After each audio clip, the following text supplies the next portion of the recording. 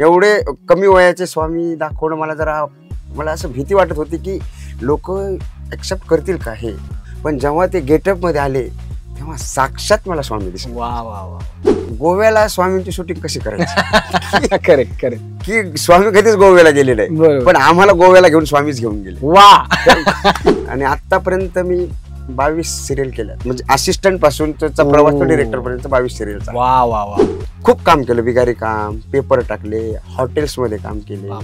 प्रत्येक जेवढी काम आहेत पंक्चरच्या दुकानावर. मग मी पार्ट टाइम जॉब करायचो आणि पार्ट टाइम मग मी कॉलेज करायचो. मी खूप मोठा भाग्यवान समजतो स्वतःला की स्वामींची सिरियल आणि ब्रह्मांड नायकाला आपण सांगतो की स्वामी तुम्ही इथे बसा, स्वामी तुम्ही इथे बसा. हे सगळं गोष्ट सांगतो ते किती मोठं भाग्य आहे आपल्याला की त्यांच्या काळात मला एकतर राहायला मिळते. माझ्या वडिलांना शिकावं की नाही हे त्यांनी माझ्यावर स्वतंत्र सांगितलं होतं की तुला काय करायचं तर कर. म्हणजे त्यांचा विरोधही नव्हता आणि सपोर्टही नव्हता. शेती करायला लागलो की सगळं बैल जोडी अशी वखर चालवायचो आणि तिथे नाटकाची उतारे घ्यायचो मी. कारण शेतीत बघायला कोणीच नाही, 2 बैल वखर आणि मी तिसरा. गॅसवर पोहे बनवले आणि डब्यात पोहे घेऊन नागरी निवारा मी अख्खा फिरलो. पोहे घ्या, पोहे पोहे घ्या, पोहे. मी चिकन मटन सगळं सोडले. ज्या दिवशी स्वामींची मालिका हाती घेतली तेव्हापासून ह्या गोष्टींना स्पर्शही नाही आणि आता इच्छाही होत. ती माझ्याकडे बघतच होती नुसती. तुम्ही मालिकेचे डिरेक्टर आहेत ना आणि तुम्ही चहा विकतात, म्हणजे एवढं हॉटेल टाकून. म्हटलं मी डिरेक्टर तिकडे मुंबईत, इथे आता मी चहाचा व्यवसाय आणि मी याचा मालक आहे. मग नंतर ते पूर्ण गेटअप मध्ये आल्यानंतर डायरेक्ट स्वामीच बोललो. तेव्हापासून मी अक्षय सरांना स्वामी नावानेच बोलतो. नमस्कार. श्री स्वामी समर्थ. आता श्री स्वामी समर्थ मी का म्हणालो किंवा कशासाठी म्हणालो याच्या मागचं कारण काय आहे. बघा मंडळी, आता सगळ्यात पहिल्यांदा आपण कोणत्याही कामाची सुरुवात, कोणत्याही शुभ कार्याची सुरुवात आपण देवाचं नाव घेऊन करतो. तर आता हे पुढे मी सांगणारच आहे तुम्हाला, पण तुम्हा सर्वांचं मनापासून स्वागत करतो मी लाईमलाईट मराठीच्या आजच्या गप्पांच्या भागामध्ये. आणि आज आपल्याला भेटायला कोण आलंय, खरं तर खूप स्पेशल व्यक्ती आपल्याला भेटायला आलेली आहे. बघा, आता लाईमलाईट मराठी असं आपल्या चॅनलचं नाव आहे. प्रत्येकाला लाईमलाईटमध्ये येण्याची म्हणजे इच्छा असते, पण बरेच जण असे असतात जे कॅमेऱ्याच्या मागे काम करत असतात. असे बरेचसे हात असतात जे कॅमेऱ्याच्या मागे असतात, पण ते कधी लाईमलाईटमध्ये येत नाहीत. त्यामुळे आजचा भाग जरा थोडासा विशेष होणार आहे असं मला वाटतं. तर आता मी जास्त वेळ घेत नाही. सुरुवातीला मी श्री स्वामी समर्थ का म्हणालो ते आता मी तुम्हाला सांगतो. कारण सध्या कलर्स मराठी या वाहिनीवर एक मालिका सुरू आहे गेल्या 4 वर्षांपासून. 2021 पासून मला आठवते, 2021 पासून ते 2025 पर्यंतचा हा टप्पा. आणि आनंद या गोष्टीचा आहे की 1500 एपिसोड्स या मालिकेने पूर्ण केलेले आहेत आणि या मालिकेचं नाव आहे जय जय स्वामी समर्थ. आता तुम्हाला कळलं असेल मी श्री स्वामी समर्थ का म्हणालो.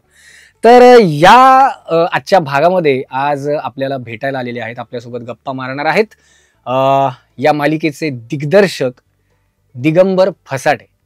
आणि दिगंबर फसाटे हे माझे खूप चांगले मित्र आहेत, हे मला सांगायला आवडेल. आणि मित्राचा इंटरव्ह्यू घ्यायचा म्हटल्यानंतर मला इतकं छान वाटतं आणि प्राऊड फील होतोय.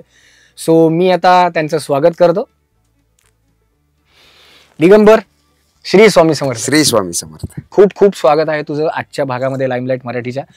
सो अगदी सुरुवातीलाच मी आता जसं म्हणालो की 1500 एपिसोड्स आपल्या मालिकेने कंप्लीट केलेले आहेत, पूर्ण केलेले आहेत. सो काय एकंदर सुरुवात कशी होती तुझी हे आमच्या प्रेक्षकांना ऐकायला खूप आवडेल. पण अगदी बिगिनिंग पासून, सुरुवातीपासून मी तुला हे विचारेल की आता अगदी कॉलेज पासून आपण मित्र आहोत आणि आज मला खूप आनंद होतोय आणि प्राऊड फील होतोय की मी तुझा इंटरव्ह्यू घेतोय. सो सुरुवात कशी झाली या मालिकेची? सुरुवात सांगायचं म्हणेल तर या मालिकेचं जेव्हा लॉकडाऊन होतं, लॉकडाऊन नंतर ही मालिका आली. बरं, कॅम्प्स क्लब मधून जेव्हा संगीता सारंग मॅडमचा फोन आला की आपण अशी मालिका करतो, म्हटलं मला शक्य नाही, मी गावी आहे. त्या म्हटल्या नाही तुला यावंच लागेल. मी आलो. त्यानंतर सगळी कास्टिंग झाली होती आणि मी युट्यूबवर सगळं बघत होतो की मला स्वामी कोण आहेत हे जास्त माहिती नव्हतं. हा सगळ्यात महत्वाचा प्रवास आहे की स्वामींची मालिका करतोय आणि आपल्याला जास्त स्वामींबद्दल माहिती नाही. मग तिचे पुस्तकं बघितले, बखर स्वामींची, आणि युट्यूबला सगळ्या फिल्म्स बघितल्या. आणि नंतर मी सेटवर जिथं राजश्री बंगलो आमचं शूटिंग चालतं म्हटला, तिथे गेल्यानंतर सगळी कास्ट अशी बसलेली होती समोर कास्टिंग. तर मला कळेच ना की यातले स्वामी कोण आहेत, जे स्वामींची भूमिका करतात ते. आणि इतरही कलाकार सगळेच माझ्यासाठी नवीन होते आणि मी त्यांच्यासाठी नवीन होतो.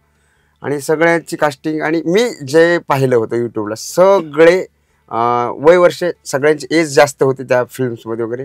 आणि इथे सगळ्यात मोठा टास्क होता म्हणजे स्वामी जे करणार होते अक्षय सर, की यांचं वय आणि मी पाहिलेल्या स्वामींचं वय फार डिफरन्स होता. Correct correct. तर मला कळेच ना की आतापर्यंत स्वामी असे कोणी दाखवले नाही की कमी वयाचे. बरोबर. सगळ्यांनी त्यांच्या वयाच्या 60च्या पुढचंच वय जसे असेल किंवा वयवर्ध स्वामी दाखवले आणि असे यंग स्वामी दाखवणे म्हणजे यंग भाषा शब्द बोलतो की एवढे कमी वयाचे स्वामी दाखवणं मला असं भीती वाटत होती की लोक एक्सेप्ट करतील का हे की. पण जेव्हा ते गेटअप मध्ये आले तेव्हा साक्षात मला स्वामी दिसले. वा वा वा.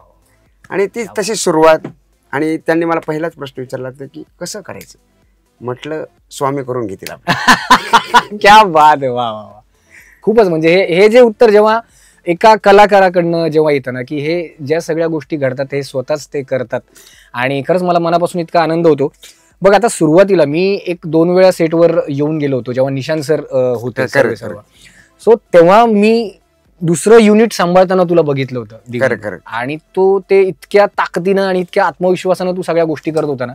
सो तेव्हा निशांत सरांना पण इतकं छान कौतुक वाटायचं की मी जी जबाबदारी दिली ती दिगंबर सार्थपणे पेलतोय. आणि त्यांच्याबद्दल काही तुला एक आठवण गोड सांगावीशी वाटली तर आवडेल. खूपच छान आठवणी आहेत की आम्ही गोव्याला शूटिंग करायला जायचो आणि अनेक प्रश्न होते की गोव्याला स्वामींची शूटिंग कशी करायची. Correct correct. की स्वामी कधीच गोव्याला गेलेले नाही पण आम्हाला गोव्याला घेऊन स्वामीच घेऊन गेले. वा. कारण कोरोनाच्या काळात सगळं जग थांबलं होतं, कामं थांबले होते पण स्वामींनी आमचं काम थांबवलं नाही. ही स्वामी कृपा म्हणा. आणि निशांत सरांची माझी छान मैत्री होती, अजूनही आहे. कामात तर खूप मजा यायची, ते जसे सांगतील तसं ते काम करायचोच. आणि आता स्वतः मी सगळी जबाबदारी पेलवतोय स्वतःच. जेव्हा मी तर पहिल्या एपिसोड पासून होतो तेव्हा सहदिग्दर्शक किंवा सेकंड युनिट सांभाळायचो. बरोबर. आता माझेच 1000 कंप्लीट झाले सहदिग्दर्शक म्हणून. तर खूप मजा म्हणजे मी खूप मोठा भाग्यवान समजतो स्वतःला की स्वामींची सिरियल आणि ब्रह्मांड नायकाला आपण सांगतो की स्वामी तुम्ही इथे बसा, स्वामी तुम्ही इथे बसा. हे सगळं गोष्ट सांगतो ते किती मोठं भाग्य आहे आपल्याला की त्यांच्या काळात मला एकतर राहायला मिळते, तिथलं त्याचे सगळं जग वावरता येतं, त्यांचा सहवास मिळतोय. खूप मोठं भाग्यवान समजतो. खरंच. याला जोडून मी तुला एक प्रश्न विचारेल दिगंबर की आता बघ सेटवर सगळ्याच गोष्टी धमाल. आता बऱ्याच आपल्या प्रेक्षकांना ही कलर्स मराठीवर जेव्हा सिरियल आपल्याला बघायला मिळते तेव्हा गावाकडे खूप जास्त प्रेक्षक वर्ग आहे आणि त्यांना ते सेट वगैरे याचं सगळं फॅसिनेशन असतं रे की हे खरंच कसं होतं किंवा कसं घडतं वगैरे. सो युट्यूबवर पण बरेच असे आपल्या सेटचे व्हिडिओज वगैरे आहेत आणि शूटिंग कसं घडतं ह्याला म्हणजे ते खूप फॅसिनेशन असतं त्यांना. सो जेव्हा तू सेटवर असतोस म्हणजे 24 तासांपैकी तुला 12 तासांची आपली शिफ्ट असते, कधी कधी जास्त पण आपल्याला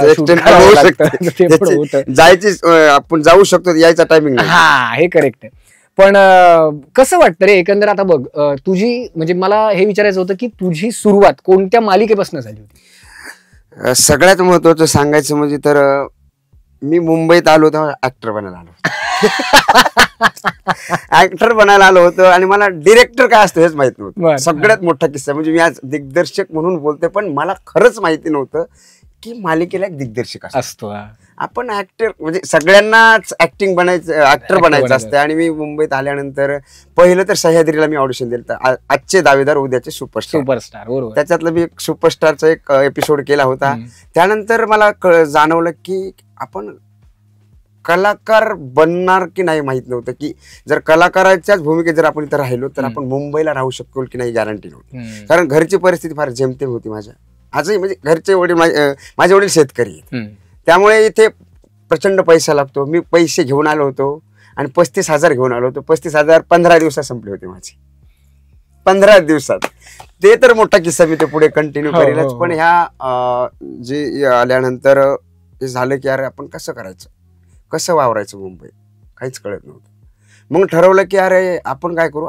एक रोहित डावरेला तुम्ही ओळखत असाल, चांगला मित्र. तो माझे मन तुझी झाली सिरियल होती तेव्हा ETV होती कलर्स मराठी. त्यानंतर तिथे ते आजारी पडले होते आणि त्यांनी सांगितलं तू जाशील का एक दिवस माझ्या जागेवर. म्हटलं खरंच जातो ना मी. तिथे गेलो आणि फिल्म सिटीला पहिला दिवस होता तो. फिल्म सिटीला गेल्यानंतर त्यांनी सांगितलं की TCR लिहिता येतो का तुला. आता आपल्याला ओव्हर कॉन्फिडन्स नाही, आपल्याला करायचंय. म्हटलं हो. विनोद मांजरेकर साऊंड रेकॉर्डिस्ट जे आता जय जय स्वामी समर्थचे पण साऊंड रेकॉर्डिस्ट ते आहेत. वा वा वा, क्या बात आहे. त्यांनी मला TCR कसा लिहायचा हे शिकवलं होतं. TCR हा नाट्यशास्त्रात नाहीये ना, नाहीये की कसं लिहायचं. मी त्यांच्या बाजूलाच बसलो आणि दिवसभर TCR लिहित होतो. फक्त एकच सीन मला माहितच नाही, सीन चेंज होत आहेत. आणि दुपारी लंच ब्रेक झाला आणि त्यांनी सांगितलं की मी असा एकटक बसलेलो. म्हटलं आपण डब्बा घेऊन गेलेलो नाही आणि आपण जेवायचं नाही. सगळे जेवायला लागले. ते म्हणले अरे एक प्रोडक्शन मॅनेजर आले. म्हटलं अरे जेवण. म्हटलं नाही मी डब्बा घेऊन नाही आलो आणि माझ्याकडे पैसे पण नाही जेवायला. ते म्हणले नाही शूटिंगला फ्री असतंय. म्हटलं काय. लगेच एवढं जेवलं, भरपूर खाल्ले मासे वगैरे तेव्हा होते. आता खात नाही पण तशी ती सुरुवात झाली माझे मनपासून. आणि आतापर्यंत मी 22 सिरियल केल्या, म्हणजे असिस्टंट पासून प्रवास तो डिरेक्टर पर्यंत 22 सिरियल. वा वा वा वा, क्या बात आहे. मला हे खरंच मला इतकं अभिमानास्पद वाटतंय ना, की बघा म्हणजे आता मी स्वतः ऍक्टर आहे आणि दिगंबर स्वतः ऍक्टर व्हायला आला होता मुंबईमध्ये खरं तर. पण तुला कुठेतरी असं वाटतं का रे दिगंबर, की आजही कुठेतरी एखादा असा रोल मिळाला चांगला तर तुला करायला आवडेल का? मी खरं सांगू का, प्रत्येक मालिकेत मी 10 रोल केले. अरे म्हणजे हे भारी आहे. असिस्टंट असताना 10 रोल केले. आता जय जय स्वामी स्वामी समर्थ मध्ये पण 11 रोल केले. चॅनलने मला बॅन केले, तू डिरेक्शनच कर बोलले. हे एक ऍक्टिंगची खास म्हणून किंवा किडा असतो ना आपण बोलतो ना, तेही पूर्ण होतो. आणि मुळात तर आता डिरेक्शन करायला लागले तेव्हापासून कळायला लागलं की कुठल्या एका डगरीवर पाय ठेवायला पाहिजे, की 2 डगरीवर पाय ठेवला की कुठेतरी एक बॅलन्स जातो, अनबॅलन्स होतं. तर त्या डिरेक्शन मध्ये 100% द्यायचा माझा प्रामाणिक प्रयत्न आहे आणि स्वामी ते माझ्याकडून करून घेतात. हे खरं आहे, अगदी खरं बोललास तू. आता बघ, आता या सगळ्या गोष्टी जाणून घेत असताना प्रेक्षकांना मला हेही सांगायला वाटेल की कोणत्याही फील्डमध्ये आपण जेव्हा जातो, म्हणजे कोणती टेक्निशियन असेल किंवा लाईट्स दादा असतील किंवा स्पॉट बॉय असतील, या सगळ्या गोष्टीमध्ये जेव्हा तुम्ही करिअर करायला येता मुंबईसारख्या ठिकाणी, तेव्हा घरच्यांचा सपोर्ट खूप महत्वाचा असतो. तर तुला या सुरुवातीच्या काळामध्ये तुला घरच्यांकडनं सपोर्ट कसा होता? किंवा ते म्हणाल की अरे बापरे, आता बरेच जण आपल्या घरच्यांना, आता शेतकरी कुटुंब तुझं असल्यामुळे की अरे कशाला जातोस किंवा काय होणार आहे तुझं तिकडे वगैरे, अशा पण गोष्टी असतात, काळजीपोटी असतात शक्यतो. पण मग तुला सुरुवातीचा असा काही काळ जेव्हा तू स्ट्रगलसाठी आला होतास, तेव्हा तुला घरच्यांकडनं असा काही सपोर्ट कसा होता तुझा? नरम होता, गरम होता, कसा होता? हे वेगळाच होता. कसा होता? की जेव्हा मी मूळचा परभणी जिल्ह्यातला, जगात जर्मनी, भारतात परभणी, मराठवाडा. आणि तिथं मी नूतन विद्यालय शेलू ही खूप छान स्कूल आहे माझी, तिथे शिकायला होतो. तिथे मला पहिलं स्टेज मिळालं होतं. वा. की माझ्या आजीने मला एक गोष्ट शिकवली होती, बरी खाती नावाची. अच्छा. आणि तिथे पहिला परफॉर्मन्स केला मी, कथाकथन मध्ये फर्स्ट आलो. वा. आणि त्यानंतर परिपाठ व्हायचे, तिथे मग मी बडबड गीत सादर करायचो. सुंदर बडबड गीत एक सासूबाईवर भारुड केलं होतं. आणि त्या भारुडापासून मला स्टेज डेअरिंग माझी वाढत गेली. मग तिथून मी भारुड करायचो. आणि मी शाळेत स्पोर्ट मध्ये जास्त मला इंटरेस्ट होता. अच्छा. कबड्डीमध्ये मी फर्स्ट आलो. मला सरांनी सांगितलं, तालुक्या लेवलला कबड्डी खेळायला गेलो होतो आम्ही. आणि मी राखीव होतो. म्हणजे कशी सुरुवात असते, आपण एक राखीव असतो तर ते कसे फ्रंटलला जातो, तिथला तो थोडासा प्रवास सांगेल. राखीव होतो, चेअरअप करायचो. आणि एका मुलाला किक बसवली समोरच्यानी कबड्डीमध्ये. आणि सर बोलले तू इन कर. मी इन केला आणि मी तो विजय प्राप्त करून दिला आमच्या शाळेच्या संघात. तिथून पासून मी राज्यस्तरापर्यंत सॉफ्टबॉल, व्हॉलीबॉल, बेसबॉल खेळत आलो. आणि सगळ्यात महत्वाचं म्हणजे मला खेळात जास्त आवड होती. तर म्हटलं यार आपण शिकायचं नाही यार, नको आपण खेळूया. किंवा आम्हाला शिक्षणात जास्त आवड नसल्यामुळे मी 6वीला शाळा सोडून दिली. अरे बापरे. गुरुवाळ्याला गेलो. अच्छा. पण तिथे एक ऍड ऐकली मी की स्कूल चले हा, म्हशीवर बसून तो एक मुलगा.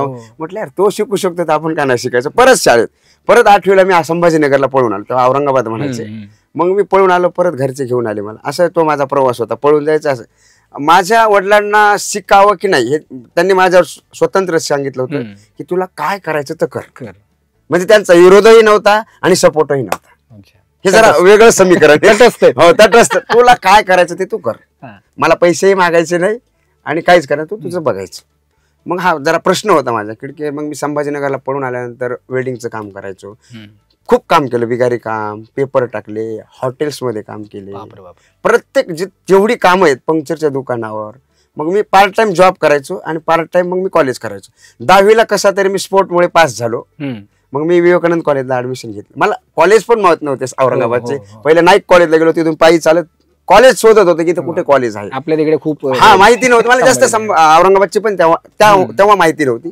मी विवेकानंद कॉलेजला ऍडमिशन घेतलं. तिथे म्हटलं की असं असं आहे स्पोर्टमध्ये. मला 10 रुपयात ऍडमिशन झालं. स्पोर्टचा किती फायदा हे मी तुम्हाला सांगू शकतो. राखीव कोटा असतो ते. मला 10 रुपयात ऍडमिशन झालं. यार म्हटलं वाव. मग त्यांना म्हटलं की मला सोपे विषय घ्यायचे जरा. त्यांनी मला MCVC विषय दिला.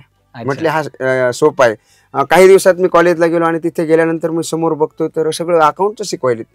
मी असं शांत बसून बघत होतो सरांकडे की सर आले. हे काय म्हटलं सर तुम्ही चुकीचं शिकवतायत मला. ते म्हटलं कसं काय. म्हटलं मी MCVC घेतला एकदम सोपा विषय. ते म्हटलं MCVC मध्येच हाच सब्जेक्ट आहे अकाउंट. म्हटलं उद्यापासून कॉलेजला येणार नाही. बंद. 11वीला मी नापास.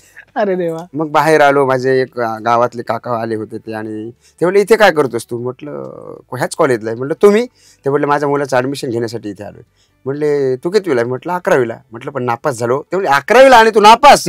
म्हटलं हो जरा ते आता त्यांना सगळं सांगता नाही आलं. ते म्हटले कोण आहे क्लास टीचर. मी एका सरांचं नाव सांगितलं. ते म्हटलं आपले पाहुणे आहेत ते. त्यांना एक कॉल केला त्यांनी. आपलाच मुलगा आहे म्हटलं याला पास करा. 35 करून परत मला पास केलं. मी परत आर्ट घेतलं त्याच कॉलेजला आणि तिथे परत हास्य सम्राट मध्ये भाग घेतला. आणि हास्य सम्राट मध्ये मी फर्स्ट आलो. तिथे मला परत 12वीला मग त्यांनी परत 20 गुणाची तोंडी परीक्षा होती. त्या तोंडी परीक्षेत पण मी पास झालो. आणि मग 12वी नंतर मग नाट्यशास्त्रात ऍडमिशन घ्यायचं ठरवलं. पण ऍडमिशन घ्यायचं कुठे. मी आपला विद्यापीठात गेलो. तिथे सांगितलं 5,000 रुपये लागतील. माझ्याकडे 5,000 रुपये नव्हते तेव्हा. मग म्हटलं यार काय करायचं. परत SB कॉलेजला गेलो. तिथे किशोर शिरसाट सर वगैरे होते. ते बोलले इथे 2,500 होईल. म्हटलं 2,500 होते खिशात फक्त. म्हटलं एवढे पकडा.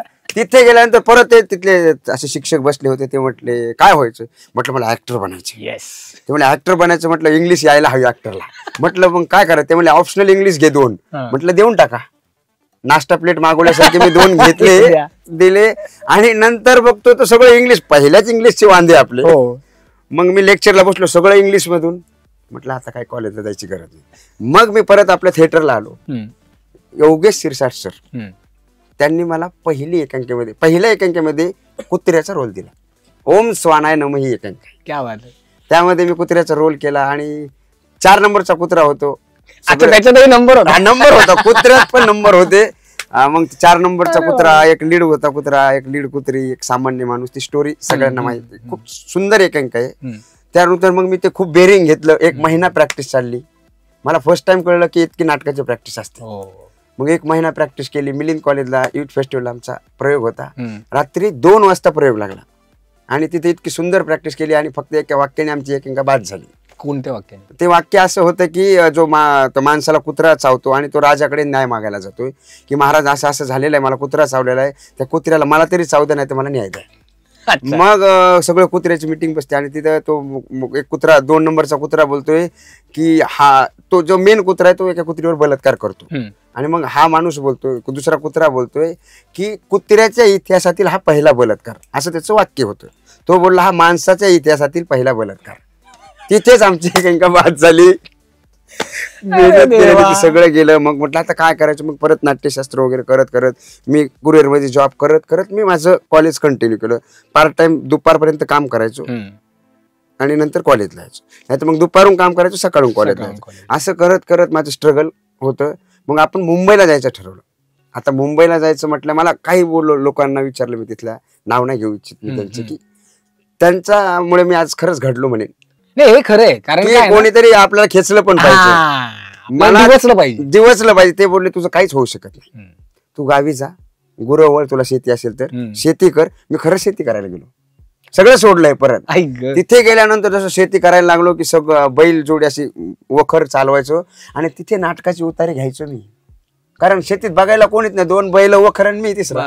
पूर्ण सगळं थिएटर ओपन, मोठमोठ्याने पॅसेज घ्यायचं. कोणी घर देते का, घर एका तुफानाला.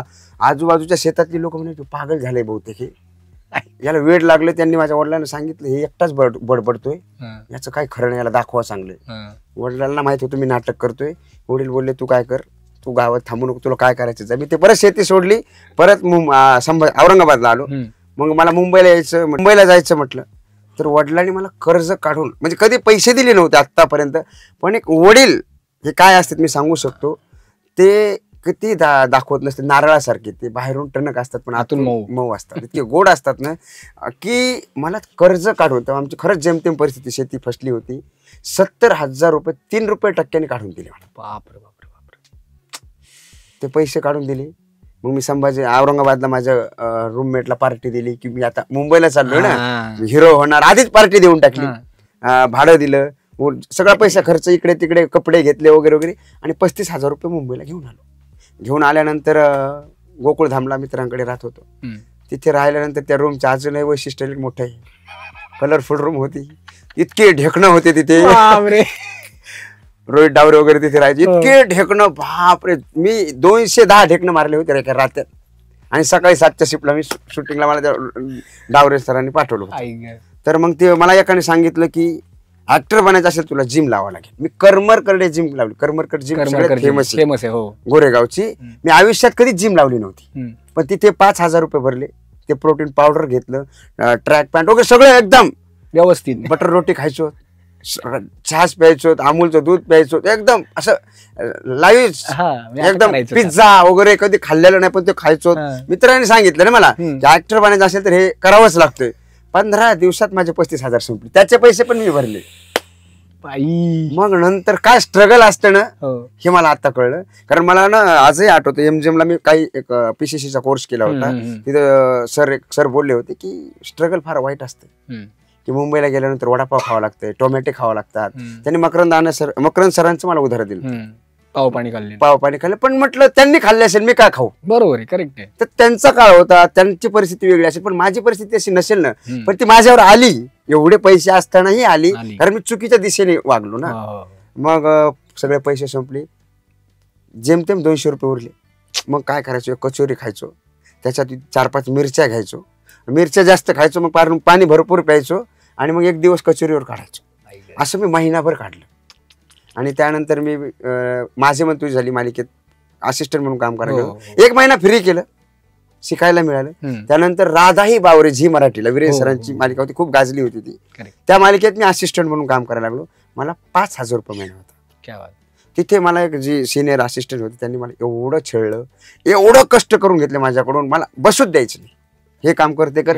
पण त्याचा फायदा मला पुढे पुढे होत गेला. मी शिकत गेलो. मग दुसऱ्या मालिका अशा करत करत करत करत मी मग चीफ असिस्टंट झालो, मग असोसिएट झालो, असं मग कॉस्ट्युम शिकलो. अशा 22-23 मालिका करून जे स्वामी समर्थ मालिकेचं मी डिरेक्शन करतोय. खूप भाग्य. एवढा मोठा प्रवास आहे म्हणजे अगदी त्या ऍक्टर म्हणून मुंबईमध्ये येणारा मुलगा आज डिरेक्टर होतोय. आणि खरंच हा प्रेरणादायी प्रवास आहे दिगंबर, खरंच. आणि घरच्यांचा सपोर्ट. म्हणजे तेव्हा घरचे, मग नंतर मी घरच्याकडून पैसे घेतले नाही. जे 35,000 रुपये आणले त्यानंतर मी म्हटलं आपण इकडे काहीही करूया, पण आपल्या शोबळावर करायचं. नंतर मी तर पोहे पण विकले, इथे पण केलं परत. एक दिवस NNP कॉलेज आपलं नागरी निवारेला राहायचो. म्हटलं यार आपण पार्ट टाइम जॉब करूया. बरं, खिशात जेमतेमच पैसे 200 ते 300 रुपये असतील. त्याच्यात मी 5 किलो पोहे घेतले, मिरची घेतली 1/2 किलो, कांदा वगैरे घेतले, गॅसवर पोहे बनवले, आणि डब्यात पोहे घेऊन नागरी निवारा मी अख्खा फिरलो. पोहे घ्या, पोहे, पोहे घ्या, पोहे. डब्यात माझे कोण पोहे घेणार? बरं, मी कुठलं स्टिकर लावलं नाही, काही नाही. जसे असतं सेट पोहे मी घेऊन गेलो घरी, आणि एका हॉटेलवाल्याने म्हटलं हे विकून टाक. म्हटलं आपण व्यवसायात सक्सेस नाही. परत मग असिस्टंटचं सुरू केलं, आणि तो प्रवास असा आहे. क्या बात आहे. म्हणजे हे इतकं, म्हणजे मलाच अंगावर इतका काटा आला रे. म्हणजे या सगळ्या गोष्टी, म्हणजे बघ ना, आता इंडस्ट्रीचं कसं असतं, माझ्यासोबत पण असं बरेचदा झालेलं आहे की जेव्हा मी जॉब करतो तेव्हा मला इंडस्ट्री हुलकावणी देते आणि होते. तसंच तुझं काहीसं झालं असं मी म्हणेन. आता थोडासा वेगळा प्रश्न विचारतो. आता मी जसं म्हटलं की 1500 एपिसोड्स आपल्या मालिकेने कम्प्लीट केलेले आहेत. सो जे स्वामींचा रोल करतात, पहिला दिवस जसं तू मगाशी मला सांगितलं की ते जे कॉस्ट्युम मध्ये तुला स्वामींचं दर्शन झालं, आणि आता 1500 एपिसोड पर्यंतचा हा सगळा प्रवास आहे. एक काय, कसं वाटतं तुला की अक्षय दादा सोबत जेव्हा तू काम करतोस? मी सुद्धा मालिकेचा भाग आहे. मला इतकं छान वाटतं ना की त्याने अगदी पहिल्या हक्काने एकदम त्यांनी मला फोन केला होता, आणि अगदी एकच कॅरेक्टर, 1 दिवसाचंच कॅरेक्टर होतं ते, पण तो खूप छान केलं. पण ते मला माहित नाही, ते त्यांनी करून घेतलं. आजही सेटवर नाव निघतंय की निवेदक असेल तर ऋषी सारखा हवा. हे खूप मोठी गोष्ट. तलवारबाजीची एक खूप छान केलं. आणि विशेष म्हणजे एपिसोड झाल्यानंतर स्वामींसोबत फोटो आणि फोटो फ्रेम मला गिफ्ट केली होती. हे मला फार विशेष वाटलं होतं. आणि त्या दिवशी मला योगेश दादाने मला सांगितलं हे पहिल्यांदाच आम्ही करतोय असं काही. मला खूप छान सुरुवात तुमच्यापासून होती. करेक्ट. सो पहिला दिवस आणि आता 1500व्या एपिसोडचा दिवस, तर अक्षय दादा सोबतची मैत्री आता बॅक ऑफ द कॅमेरा आणि ऑन कॅमेरा. आता स्वामी जेव्हा ते परफॉर्म करत असतात तेव्हाचे आणि नंतरचे अक्षय दादा, काय मैत्री किंवा कसं रिलेशन आहे तुमच्या दोघांचं हे प्रेक्षकांना ऐकायला आवडेल. सगळ्यात मोठं म्हणजे ना, जेव्हा पहिला दिवस होता तर ते समोर बसले होते. मी आता अक्षय, तेव्हा पहिला दिवस होता, म्हणलं हाय अक्षय, पहिला दिवस, हाय अक्षय. मी सगळ्यांना नावाने, सुरुवातीची सवय माझी की सगळ्यांना आपलंसं, पण नंतर कळलं की ॲज अ प्रोफेशनली हे नाही चालत, असं नसतं ना. मग मी पहिल्या दिवशी म्हणलं हाय अक्षय. मग त्यांना मी सगळं शेड्यूल बनवत होतो, त्यांना कळत ना हा कोण आहे, कारण पहिलाच दिवस ना. आणि डायरेक्ट मी तसं बोलल्यानंतर असं झालं की हाय मी दिगंबर वगैरे, आमची ओळख झाली छान. मग सगळ्या को आर्टिस्टची पण ओळख झाली. अक्षय सरांना मग मी सर म्हणायला लागलो. त्या गेटअपमध्ये आल्यानंतर सर म्हणायला लागलो आधी. मग नंतर ते पूर्ण गेटअपमध्ये आल्यानंतर डायरेक्ट स्वामीच बोललो. तेव्हापासून मी अक्षय सरांना स्वामी नावानेच बोलतो. आता ती इतकी सवय झाली आहे ना की स्वामी तुम्ही इकडे या, स्वामी तुम्ही. पण आता त्याचा एक दुसरी बाजू अशी होती की बाहेर गेल्यानंतर स्वामी तर बोलून चालणार नाही सगळ्यांसमोर, की आता त्यांना मग तिथं मग मला अक्षय सर म्हणावं लागतं की मग तिथं. पण ते असं होतं की अरे कसं, म्हणजे इतकी मैत्री छान आहे ना आमची की कॅमेऱ्याच्या मागे पण छान आहे आणि कॅमेऱ्यासमोर पण. अक्षय सर खूप छान आहे, खूप सपोर्ट करतात. त्यांना एकदा सांगितलं की सगळं कळतं. आणि सुरुवातीचे स्वामी म्हणाल तर स्वामी करणं हे त्यांच्यासाठी पण मोठं चॅलेंजिंग होतं आणि माझ्यासाठी तर खरंच मोठं चॅलेंज की ब्रह्मांड नायक त्यांना आपल्याला सांगायचंय की तुम्ही अशी चालत या, तुम्ही इथे बसा. हे खूप किती भाग्यवान समजून आदरयुक्त ऑर्डर द्यायची की ब्रह्मांड नायकाला ऑर्डर द्यायची आपल्याला. ते थोडं दडपण होतं, खूप मोठं दडपण होतं की. आणि सगळ्यात महत्वाचं प्रेक्षकांच्या भावना खूप सांभाळायच्या. सगळ्यात मोठा टास्क होता की कुठल्याच प्रेक्षकाची भावना दुखवली जाणार नाही याची काळजी पहिल्या दिवसापासून तर आतापर्यंत आम्ही घेत आहोत. हे स्वामीही घेतात, म्हणजे अक्षय सरही घेतात, मीही घेतो. आम्ही कुठेही बाहेर जातो तेव्हा गैरवर्तन आमच्याकडून करत नाहीत. आणि सगळ्यात महत्वाचं सांगू इच्छितो की मी चिकन मटन सगळं सोडलंय. ज्या दिवशी स्वामींची मालिका हाती घेतली तेव्हापासून ह्या गोष्टींना स्पर्शही नाही आणि आता इच्छाही होत नाही.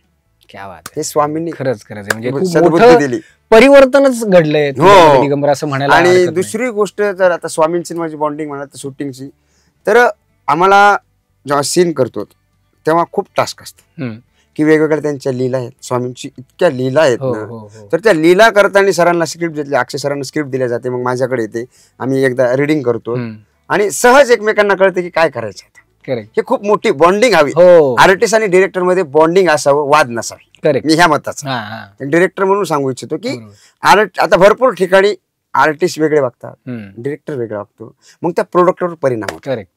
हे नाही, एका प्रोडक्टचे भाग आहात तुम्ही, तर तिथे तुम्ही ऑन सेट मैत्रीत काम करा. बरोबर, कामात मैत्री नका, मैत्रीत काम करा. खूप महत्वाचं. तर त्याने ना प्रोडक्ट खूप छान होतो.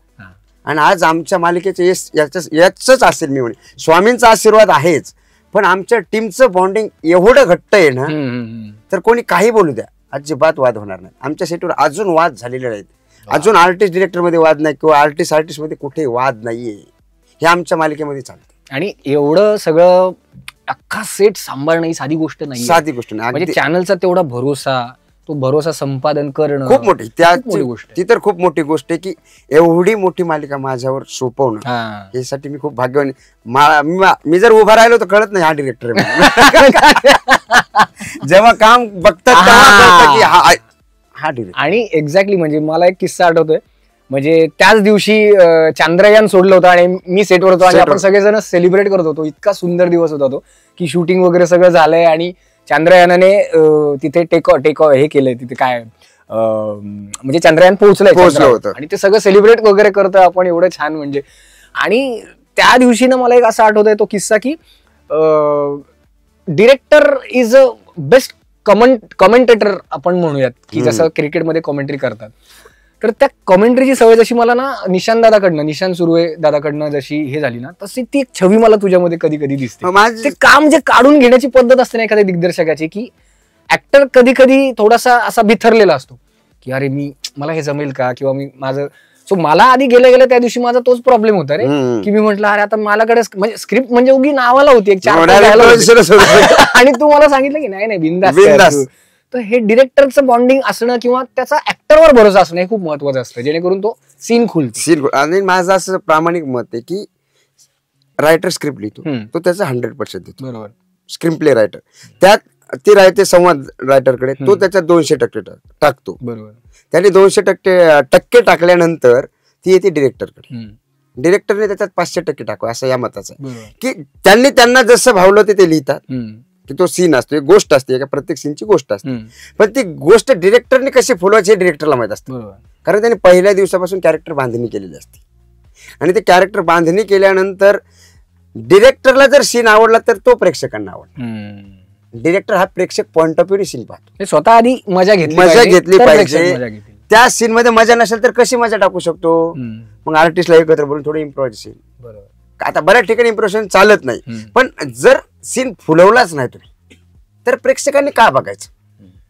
अनेक मालिका आहेत, पण प्रेक्षकांना ती मालिका आपलीशी वाटली पाहिजे, की हे समोर दृश्य बघतोय असं वाटलं पाहिजे, ते टीव्हीत बघतोय असं नाही वाटलं पाहिजे, की अरे हे माझं तर समोर चालू आहे. आणि आम्ही स्वामींचं आणि त्यांच्या भक्तांचं नातच तसं ठेवलं, कारण आहेच तसं स्वामी. स्वामी ब्रह्मांड नायक ही जगाची माऊली येत. आई कुठल्याच मुलाला दूर करत नाही, मग तो पांगळा असो, एखादा आंधळा असो, एखादा लंगडा असो. आईची माया प्रत्येक मुलावर सारखीच असते, तशी स्वामींची माया प्रत्येक भक्तावर सारखीच आहे.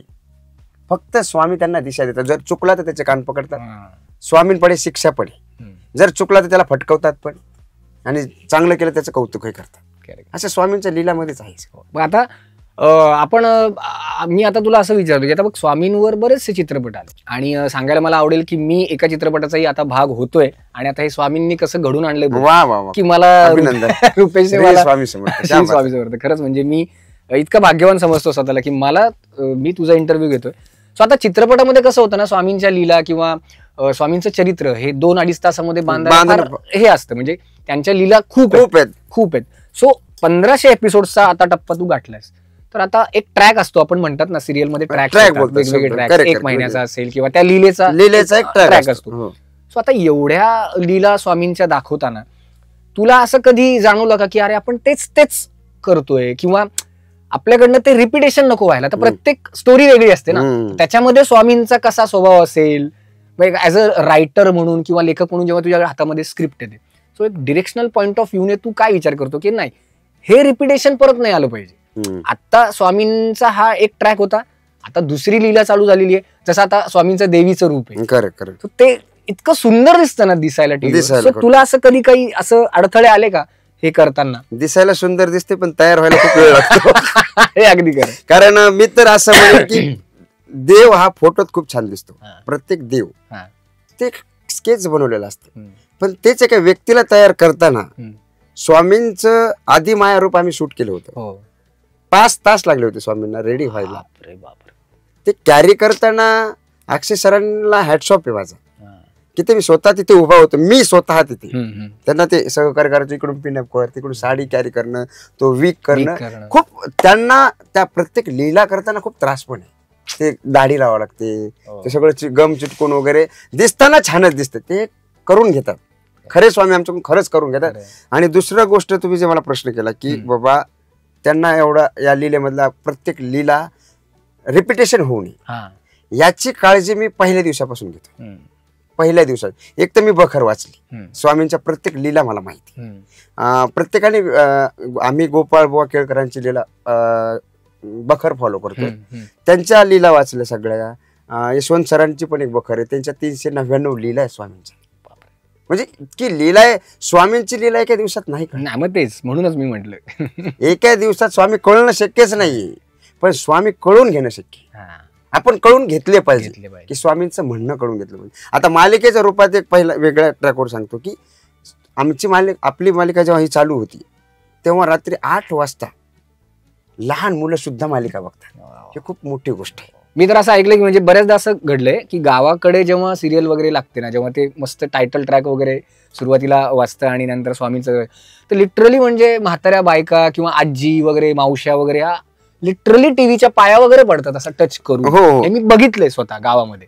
सो इतकं छान वाटतं ना ते बघायला की आधीचं पण जेव्हा प्रभू श्रीरामचंद्रांवर रामायण serial होती, आपण लहान होतो तेव्हा लिटरली तेव्हा त्यांच्या सेटवर वगैरे भेट वगैरे द्यायला जायची लोक, लिटरली त्यांना देवा समान वगैरे. तर ही किती चांगली गोष्ट आहे आणि याच्यात खूप मोठं क्रेडिट तुझं आहे दिगंबर, मला असं वाटतं. आणि ते स्वामी करून घेतात आणि प्रत्येक लीला कशी लोकांपर्यंत पोहोचेल मी याची काळजी घेतो. आणि रिपिटेशन न होण्याचं काय कसं सांगतो मला की ते होण्याची शक्यता खूप असते. कारण आता मालिका म्हटलं की रोज दाखवायचे भाग, रोज 22-23 मिनिटाचं दाखवायचं, एवढ्या लीला असतात, त्या तेवढ्याच गोष्टीत बसवायच्या. तर मी त्याची एवढी काळजी घेतो ना की हे मागे काय झालंय मला पहिला एपिसोडही आज आठवतोय. हे सगळ्यात मोठं मागे काय घडलंय, स्वामी कुठल्या मूड मध्ये होते आणि स्वामींचा मूड जसं ऍक्च्युअल स्वामी होते. मी बखर वाचल्यामुळे पाहिलं स्वामींचा मूड. आता स्वामी शांत आहेत, पुढच्या क्षणाला स्वामी रागीट असतात. कारण त्या मांजराला कसं वाटतंय की मी दूध पिते कोणी बघत नाहीये, तसं सर्वसामान्यांना सर्व भक्तांना वाटतं की मी चोरी करतोय कोणी बघत नाही, मी हे करतो ते कोणी बघत नाही, मी यांना त्रास देतो ते बघत नाही. माऊलीचं लक्ष असते, स्वामींचं प्रत्येक मुवमेंटवर लक्ष होतं असतंय आणि आजही आहे. तर स्वामींचा मूड तिथे चेंज होणार हे आम्ही ठेवलेलं आहे. सिच्युएशन नुसार त्यांचा मूड की आता प्रेमळ आहे तर स्वामी प्रेमळच असणार. पण जर एखादा भक्त काहीतरी खोडी करतोय, एखाद्या भक्ताला त्रास देतोय, जसं कपिलामाई आहे आमची आता सध्या, सुंदरामाई होत्या, सुंदराबाई, सगळं कळायचं स्वामींना. तो आता मी परवाच काहीतरी मी एपिसोड एक बघितला, प्रोमो बघितला, स्वामी काहीतरी अंगठी काढून ठेवतात. हो, कपिलामाईची परीक्षा घ्यायची. कारण कपिलामाई ही मोहाला बळी पडते, लोभ. बरोबर. तिचा लोभ सुटत नाही. तिला चाणक्य घडविले स्वामींनी, तिच्या बाजूला लोभ आणून उभा केला. 5 पंचमहाभूत त्यांच्यापाशी आणून दाखवले, हे काम क्रोध मद मत्सर सगळं दाखवलं आणि एकच राहतो तो लोभ. मग ती म्हणते हे कोण आहे, स्वामी तूच ओळख. तो लोभ असतो पण ती सोडायला तयार होत नाही, लोभ सुटत नाही, म्हणून स्वामी स्वतःची अंगठी तिथे ठेवतात. पण तिला असं वाटतं की ही अंगठी विकला मला खूप पैसा मिळेल. म्हणजे जर सर्वसामान्य लोकांना तसंच आहे ना की लोभ सुटत नाही. खरंच खूप मजा येते मला तुझ्यासोबत गप्पा मारून. बरं, एक थोडासा एक वेगळा जरा सायंटिफिक प्रश्न विचारतो. जर तुला टाइम मशीन मधून जर समजा प्रवास करायला मिळाला तर तुला कोणत्या युगामध्ये जायला आवडेल? नको, टाइम मशीन नको. आपल्या स्वामींचा काळच बरा आहे. म्हणजे स्वामींच्या काळामध्ये जायला तुला काय आवडेल ना की आता टेक्नॉलॉजी एवढी वाढली आहे ना, टेक्नॉलॉजी आली माणसापासून दूर गेले. बरोबर. हे नको. माणूसच पाहिजे आणि माणसाने माणसाशी संवाद केला पाहिजे. मशीनशी संवाद मला नाही आवडत. अगदी खरं. पण आता तुला एक म्हणजे आता एवढे 1500 एपिसोडचा टप्पा तू गाठलेला आहेस स्वतंत्रपणे. कधी असं तुला एखादा असा एक्सपिरियन्स आला का रे, म्हणजे हे काम होत नाहीये? बघ आता बऱ्याच वेळा अडचणी येतात, खूप अडचणी येतात, सेटवर असेल किंवा काही खूपच येतात अडचणी. म्हणजे आता म्हणतात ना, आता जसं केशवराव भोसले म्हणतात की माझ्या नाटकाला प्रेक्षक जसे येतात तसे अडचणी पण येतात. सो तसं मला असं वाटतं ना की असं कधी झालंय का की हे नाही झालंय आणि तिथे प्रचिती आली तुला की नाही हे स्वामीने केलंय? असं कधी घडलंय का? अशा बऱ्याच गोष्टी घडल्या असतील, खूप घडल्यात. त्याच्यातल्या मोजक्या सांगेल, खूप घडल्यात, म्हणजे क्षणोक्षणाला घडतात. एक सीन होता जी चंदाचा रोल करायची विजया बाबर, आणि ती महादेवाच्या पिंडीवर तिला अभिषेक करायचा असतो. 7 गंगेचे पाणी आणून अभिषेक करायचा असतो आणि दाजीबा आणि त्याची आई तिला करू देत नाही, भामिनी ते करू देत नाही. तर मग स्वामी सांगतात की तिला करू दे. ते बोलते नाही करू देणार. मग ती महादेवाच्या मंदिरात येते, शिवलिंगापाशी बसते आणि स्वामी तिच्या हातात चिंचुके देतात 7 आणि 7 चिंचुके असे ठेवायला सांगतात आणि बोलतात तू आता नामस्मरण कर, तुझा अभिषेक होईल तुझ्या हातून. चिंचुक्यातून नद्या आणायच्या होत्या, नदीचं पाणी चिंचुक्यातून आणायचं होतं. मी तर म्हटलं वाव मस्त होणार. मी फक्त एवढंच जगतो की कॉन्फिडन्स होणार, करायचंच ना. ओके, पण कसं करायचं हा प्रश्न आहे ना. सगळे म्हणजे करणार कसं? ग्राफिक्स वाल्याला फोन केला, तो बोलला चिंचुक्यातून मी पाणी आतापर्यंत तरी नाही काढलं, पाईपच नाही माझ्याकडे तो. आणि मग चॅनलचा फोन आला की कसं करणारस तू? म्हटलं करायचंच आहे का? ते म्हटले हो. म्हटलं ग्राफिक्स वाल्याने हात वरती केलेत. म्हटलं मग तुझ्या डोक्यात काय? म्हटलं माझ्या डोक्यात ते सीन सुरू होता नाही येणार, आधी नाही येत. आणि खरंच मी अजिबात टेन्शन घेऊन काम करत नाही, कूल असणं गरजेचं आहे, एकदम थंड. कूल. कोणाला सुचत नाही मग आपल्याला सुचणार ना भाई, बरोबर. एवढं डोक्यात असतं. स्क्रिप्ट हातात आली, माझ्या असिस्टंट मध्ये सर हे कसं होणार, ऍक्टर पण विचारतात हे कसं होणार, क्रिएटिव्ह पण बोलतो हे कसं, चॅनल सहित मला गोष्टी कधी कधी की असतं हे होणार कसं. कारण लिखाणात एका वाक्यात लिहायचे तुम्हाला पेनाने की स्वामी चिंचुक्यातून पाणी काढतात, पण काढायचं कसं हे ॲज अ डिरेक्टरलाच करायचं. तिथं चॅलेंजिंग सिच्युएशन असते ना, तिथे तुम्ही सांगू नाही शकत आता हे करायचं कसं. ग्राफिक्स वाल्याने हात वर केल्यानंतर म्हटलं ओके होईल. म्हटलं पण सगळे बोलले करणार कसं. म्हटलं काही टेन्शन घेऊ नका, 5-10 मिनिटं थांबा, म्हणजे सगळं सेटअप तर लावा. म्हटलं बघूया. आणि मला सुस्त कुठे तर वॉशरूम मध्ये गेल्यावर ती सगळ्यात सुचण्याची सगळ्यात चांगली जागा. तिथे शांतता मिळते ना, कारण सेटवर दुसरीकडे शांतता बसू देत नाही. एक जण येतो सर रेडी, दुसरा बोलतो सर ते होऊच शकत नाही, प्रॉपर्टीज आली नाही, तिसरा बोलतो ऍक्टरचं डोकं दुखायलंय वगैरे. म्हणजे अनेक समस्या असतात आणि त्या समस्यामधून जेव्हा आपण एपिसोड चॅनलला सबमिट करतो आणि प्रेक्षकांसमोर असतो तेव्हा आपल्या समस्या आपण प्रेक्षकांना सांगू शकत नाहीये. करेक्ट. त्यांना माहितच नाही तुमच्याकडे काय अडचणी. त्यांना फक्त एपिसोड बघायचं, टीव्ही लावणार, सॅटिस्फॅक्शन त्यांना देणं गरजेचं आहे आपण. करेक्ट. मग काय केलं मी, म्हटलं ओके आर्ट डिरेक्टरला सांगितलं एक इंजेक्शन दे मोठा आणून. तो इंजेक्शन त्याला वाटलं कोणाला देणार आहे. म्हटलं कोणाला देणार नाही, मला एक सलाईनची नळी आणून दे आणि ग्लुकोजची बॉटल, सलाईनची बॉटल दे. त्याला कळेच ना काय कर, कोणालाच कळत नव्हतं काय करायचं, फक्त मलाच माहित होतं काय होणार. मी स्वतः म्हणजे एकतर मी कुठली ऍक्टिव्हिटी मी स्वतः करतो, कुठलं माठ फोडायचं असेल स्वतः दगड मारणार, कुठला बाण मारायचा असेल तर मी मारणार, कारण मी स्पोर्ट मध्ये खेळल्यामुळे मला त्याचा प्रचंड फायदा होतो. आणि ते तू असतो डिस्टन्स कळतं. कारण एकदा आमच्या मध्ये थोडं ब्रेक करून ते सांगतो की आर्ट असिस्टंटनी डबल एडीनी मटका फोडायचा होता, तर त्याने असा धरला की त्याचा मारला डोक्यात, त्या मटका बाजूला राहिला, त्या मुलीची डोळाच गेला इथून. नशीब ती मुलगी आज तिचा डोळा आहे, नाही तर एका डोळ्याने जग बघितलं असतं तिला. आयुष्यभर तिला आठवण, पण स्वामी कृपा होती ती, तिला काही झालं नाही, आज सुखरूप आहे ती. मी कितीतरी मटके फोडले तर एका निशाण्यात फोडायची मला ती सवय, कारण सॉफ्ट बॉल खेळल्यामुळे होतं. आणि मग ते चिंचुक्याचं सांगतो तुम्हाला की ते आर्ट डिरेक्टरला म्हटलं मला खिळा आणून दे. त्या चिंचुका घेतला, त्याला छिद्र केलं, छोटं आपलं गावाकडे केलं छिद्र, त्याला छिद्र केलं, त्याच्यात इंजेक्शन घातलं कॅमेऱ्यात. बरं आता ते इंजेक्शन कॅमेऱ्यात दिसू द्यायचं नाही, बरोबर, हा मोठा टास्क होता. आणि शिवलिंग होता, असं टॉप कॅमेरा केला, ते इंजेक्शन दिसायला लागलं. म्हटलं आता करायचं काय. मी शिवलिंगाच्या खालून असं इकडून झोपलो आणि तिथून इंजेक्शन केलं ना, असे सलाईनच्या त्यातून काढले, अशा 7 जागेवर मी 7 नद्याचा उगम केला आणि अभिषेक झाला. अरे बापरे बापरे, काय अशा खूप टास्क आहेत. आणि त्यानंतर सगळ्यात मोठा टास्क होता अजूनही, स्वामीचं महादेवाचं रूप होतं आणि स्वामींच्या जटातून गंगा दाखवायची. आणि नीताताई म्हणजे जे आमची राधा अक्का होते, तिला ते दर्शन द्यायचं. तिला ती म्हणते तुम्हाला गंगेच्या पाण्याने आंघोळ करायचं. स्वामी म्हणले कशाला जाते तिकडे, तुला इथेच आंघोळ घालतो ना मी, इथेच तुझं स्नान होणार. ती बोलली कसं होणार. स्वामी रूप धारण करतात महादेवाचं आणि आता जटातून पाणी काढायचंय. ग्राफिक्स वाल्याला फोन, ते बोलला मी जटातून लाईव्ह पाणी नाही काढू शकत. हातवर परत चॅनलचा फोन की करायचं का. म्हटलं लाईव्ह पाहिजे, कसं करणार. म्हटलं तुम्ही ते टेन्शन घ्यायचं नाही, ते सीनच्या टायमाला होणार. मग सीन सुरू झाला. बरं, सीन सुरू झाल्यानंतर वेळेचं बंधन आहे आपल्याकडे. डेली शोपला सगळ्यात महत्वाचं वेळेचं बंधन, पण सीन तर छान शूट झाले पाहिजे, हे सगळ्यांचंच. 4:45ला सीन शूट करायला घेतला आणि 6:30ला तर अंधार होणार होता. आणि तो प्रोमो होता, परत अर्जंट हवा होता. आणि त्याच्यात असा टास्क होता, स्वामीने असं भस्म लावलेलं हाताला, त्यानंतर सगळे ते उभे आर्टिस्ट आणि लाईव्ह पाहिजे. मग मी आर्ट डिरेक्टरला म्हटलं एक पाईप आणून दे मला.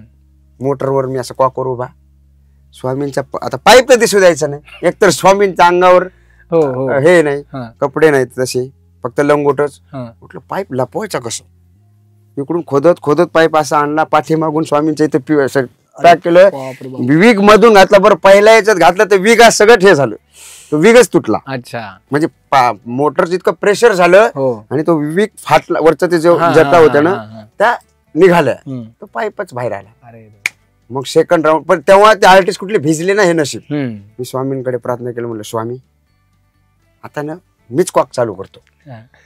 म्हटलं दुसऱ्यावर भरोसा ठेवत नाही. आता मी कॉकवर तिथून ऍक्शन म्हणायलो हा. आणि जसं जसं असं प्रेशर करत करत करत करत करत स्मूथपणे असं बाहेर निघलं. ते आजही लोकांना एवढं प्रचंड आवडलं. क्या बात आहे, क्या बात आहे. ते स्वामी करून घेतात. कौतुकच मध्ये खरंच. आणि जिथे जिथे आपण थांबतो ना तिथे ते चालू ते चालू तेच असं बोलतो, म्हणतो. कोणाला काहीच दिसत नाही हा. तेव्हा ते स्वामींना दिसतंय आणि स्वामी माझ्याकडून करून घेतात. ते खूप मोठं भाग्यवान समजतो. खूप मोठी गोष्ट आहे. आणि बघ आता अशा सिरियल्स किंवा अशा धार्मिक आणि या सगळ्या ऐतिहासिक सिरियल करायचं म्हटल्यानंतर ना सगळ्यात महत्वाची एक गोष्ट असते बघ, ते दाखवायचं कसं. मग ते कोणाच्याही भावना दुखावल्या नाही गेल्या पाहिजे. तर यासाठी तू कधी हा विचार केलायस का की यार बघ आता चित्रपट करत असताना प्रचंड सिनेमॅटिक लिबर्टी आपण वापरतो की यार हा ठीक आहे आपण हे करूयात, हे असं करूयात, पण जेवढ्या लीला स्वामींच्या दाखवल्यात त्या आपल्या खोट्या पोचवायच्या नाहीत. आणि ही जबाबदारी खूप सगळ्यात मोठी जबाबदारी तिची. सो त्या चॅलेंज कडे तू कसं बघतोस, म्हणजे हे चुकीचं नाही झालं पाहिजे. तर काय आहे ना, त्या चॅलेंज कडे मी असं बघतो की लिहून येते की स्वामींनी विहिरीतून पाणी बाहेर काढलं, किंवा शिंपल्यातून मोती काढला, किंवा एक रूप धारण करतात की ह्या रूपातून त्या रूपात जातात, किंवा एखाद्याला प्रचिती देतात, एखाद्याचं घर जळालेलं असतं त्याला ते दाखवतात, प्रत्येक गोष्टी त्याच्या हातात निखारे दिले जातात. हे सगळं करताना एवढी काळजी घ्यावी लागती की ते घडलं तेव्हा वेगळं होतं, ते फक्त स्वामींनी आणि त्या भक्तांनी पाहिले, पण तेच आता प्रेक्षकांसमोर दाखवायचं. मी बोललो लिहिताना सोपं आहे, स्वामी निखाऱ्यावरून चालतात. कारण स्वामींचा एक मी सीन केला होता, चोळप्पा महाराज आणि स्वामी काट्यावरून चालतात. ते स्वामी खरेच चाललेत आपले, पण आता हे जिवंत एक कलाकार म्हणून काटे पायाला बोचतायत ना. तर बघा काय असतं ना, लेखकाचं काम करतो लिहून देण्याचं. चॅनलचं मत असतं की ते झालंच पाहिजे, त्यांचं बरोबर आहे की लिहून आलं ते झालं पाहिजे, पण डिरेक्टरवर टास्क असतो की करायचं कसं, की बाबा आर्टिस्टला पण त्रास नाही झाला पाहिजे. मी सगळ्यात महत्वाच्या कलाकाराची खूप काळजी घेतो की त्या कलाकाराला इजा झाली नाही पाहिजे. ही लीला होणार, स्वामी करून घेणार हे मला 100% माहित असतं. आणि मी मात्र स्वतःवर खूप वर्क करतो स्वतः की हे कसं स्मूथली करताय, इजा पण नाही झाली पाहिजे, ते दिसलं तर छान पाहिजे. आणि काम मग मी बऱ्याच गोष्टीत मी स्वतःच लिबर्टी घेतो, हे करायचं कसं. मी स्वतःच बऱ्याच गोष्टी चेंज करतो, हे कोणाला आवडतं नाही आवडतं, पण मी त्या प्रोडक्टच्या हिशोबाने करतो. हे सगळ्यांना वरती सांगून करत असतो की असं नाही की मी माझ्या स्वतःने करतो. त्यांना कॉल करून सांगत असतो की असं असं आहे, असं केलं तर खूप छान होईल. त्यांचं म्हणणं एकच येतं की स्टोरी चेंज न करता तुला जे करायचं, जी लीला आहे ती परफेक्ट झाली पाहिजे, मग तू तुझ्या हिशोबाने करू शकतो. बरोबर. मग ते काटे कसे करायचे, मग फोरग्राऊंडला असे काटे ठेवले भरपूर, मध्ये असे इकडून काटे, फक्त पायाला बोचणार नाही याची काळजी घेतली, तिथले काटे काढले, पण काटेचे टोचतात असे दाखवले. फार टास्किंग आहे. 2-3 टोचले, मला पण टोचले, कारण एक तर मी आधी पुढे चालतो आणि मग माझ्या कलाकारांना चालवतो. असा दिग्दर्शक सध्या इंडस्ट्रीला मिळणं फार प्रचंड गरजेचं आहे. आणि एवढी कलाकारांची काळजी वगैरे या सगळ्या गोष्टी आणि तेवढंच रिस्पेक्ट असणं हे मला वाटतं खरंच जोखमीचं काम असतं. आणि अजून एक महत्वाची गोष्ट म्हणजे आपल्या मालिकेमध्ये ज्यांनी तुला शिकवलंय, मला शिकवलंय, ते सुद्धा प्राध्यापक रमाकांत भालेराव हे सुद्धा महत्वाच्या भूमिकेमध्ये आहेत. आणि भुजंगाच्या. सो त्यांना डिरेक्शन करताना कसं वाटलं रे तुला? ते कसं डगमग म्हणजे की औरंगाबादला असताना ते आपल्याला शिकवायचे ना की थिएटर मध्ये कसं उभं राहायचं, आणि आज त्यांनाच शिकवायचंय सर इकडून या. हे कशी मोठी म्हणजे एका गुरुला एका शिष्याने शिकवायचं हे मोठं टास्क होतं. आणि त्यांना ते येतच नव्हते मालिकेमध्ये, म्हणजे ह्या मालिकेत ते म्हटले नाही शक्यच नाही, मी आणि स्वामींची मालिका करायची म्हणजे मला नाहीच म्हणे, शक्यच नाही. म्हटलं माझ्यामुळे करा. मग मी त्यांना सांगितलं की सर असा असा रोल आहे, मोठा आहे, तुम्ही करावं अशी माझी इच्छा आहे. आणि त्यांनी खरंच माझ्या इच्छेला मान देऊन त्या रोल केला आणि प्रचंड गाजतोय, सगळ्यांना आवडतोय. तर त्यांना पहिला दिवस गुरु इथं शिष्य बसलेला, बरं गुरु समोर आपल्याला इतकी भारी शिकवण दिलेली औरंगाबादला दिलीप घारे सरांनी, तुम्ही पण विद्यापीठामध्ये पण सगळेच आपले तिकडचे जे खरंच छान आहेत की संस्कार खूप महत्वाचे असतात. त्यांनी रिस्पेक्ट कशी करायची हे शिकवले आपल्याला, की नाही तर उठसूट काय सर हे नाही चालत. तर त्यांनी शिकवलेलं आहे की रिस्पेक्ट द्या, आदर सगळ्यांचा करा. पण आता जबाबदाऱ्या 2 होत्या. बरोबर. एक गुरु म्हणून त्यांना शिकवायचे, पण एक डिरेक्टर म्हणून जबाबदारी पार पाडायची. करेक्ट. हे खूप डेंजर काम होतं. पण मी मनातल्या मनात म्हटलं गुरुर ब्रह्मा गुरुर विष्णू गुरुर देव महेश्वरा गुरुर साक्षात परब्रह्म तस्मै श्री गुरुवे नमः. सुरू करा म्हटलं, आता टेन्शन घ्या. मग गुरु ते शिष्य सोडून दिला आणि डिरेक्टरचा पोशाख परिधान केला आणि मग म्हटलं सर तुम्ही इकडे. मग त्यांना मी भुजंग भाऊ म्हणायचो. मग कॅरेक्टर मध्ये बोलायला लागलो ना. म्हटलं ते जरा जड जात होतं की रमा सर इकडे या. रमा म्हटलं की ते तिकडची सर आठवायला लागली. म्हटलं नाही भुजंग भाऊ तुम्ही इकडून या. मग त्या कॅरेक्टर मध्ये मग ते सवयीचं झालं. मग त्यांना पण सवयीचं झालं. त्यांना पण कुठेतरी हे वाटत होतं ना की पण त्यांनी खरं सांगतो त्यांना हॅट्सऑफ आहे माझा की त्यांनी कधीच जाणू दिलं नाही मला की माझा एक शिष्य मला डिरेक्ट करतोय. मी जसं सांगेल तसं त्यांनी ऐकलं. ते एकच सांगायचे मी थिएटरचा माणूस आहे. म्हणजे किती मोठी गोष्ट आहे. ज्यांनी मला थिएटर शिकवलंय ते मला सांगतात मी थिएटरचा माणूस आहे. कॅमेरा टेक्निकली जरा 19-20 होईल तर तू ऍडजस्ट कर. किती मोठी गोष्ट आहे का एक थिएटरचा दिग्गज माणूस सांगतोय. ही कलाकाराची ओळख आहे की किती मोठे झालात तरी आज डिरेक्टरचं ऐकतात. असे खूप कलाकार मला भेटले की डिरेक्टर सांगेल तसंच करतात. काय काय डिरेक्टरला बी शिकवतात असे पण नाटक भेटले. हे फार महत्वाचं आहे. खूप आहेत. हे पण खरंच आज हा इतका छान आपला इंटरव्ह्यू सुरू आहे आणि 1500 एपिसोडचा टप्पा तू गाठलाय आपल्या कलर्स मराठीने आणि जय जय स्वामी समर्थ या सिरियलने सुद्धा गाठलाय. आणि कलर्स मराठीने नेहमीच एक नवनवीन प्रोडक्ट मालिकेला आपल्या या सगळ्या ऑडियन्सला दिलेलं आहे आणि ते नवीन काही ना काहीतरी सातत्याने काही ना काहीतरी करत असतात. मी सुद्धा कलर्स मराठीचा बऱ्याचदा भाग मी तर कलर्स मराठीचा खूपच म्हणजे किती 8-9 सिरियल माझ्या कलर्स मराठीचे. आता काय म्हणजे आणि किती हा विश्वास खूप महत्वाचा असतो. कारण एखाद्या प्रोडक्टला जेव्हा पैसा लागलेला असतो जेव्हा सगळी माणसं एकत्र येऊन काम करतात आणि ते फुटेज तसं तितक्याच परफेक्टपणे ते ऑडियन्सला देणं ते चॅनलला देणं हे खूप महत्वाचं आहे. खूप मोठी जबाबदारी असते की एक प्रोड्युसर म्हणून आपल्यावर एक जबाबदारी देतो आणि 70 ते 80 लोक आपल्याला एकट्याला सांभाळायचे कॅप्टन म्हणून.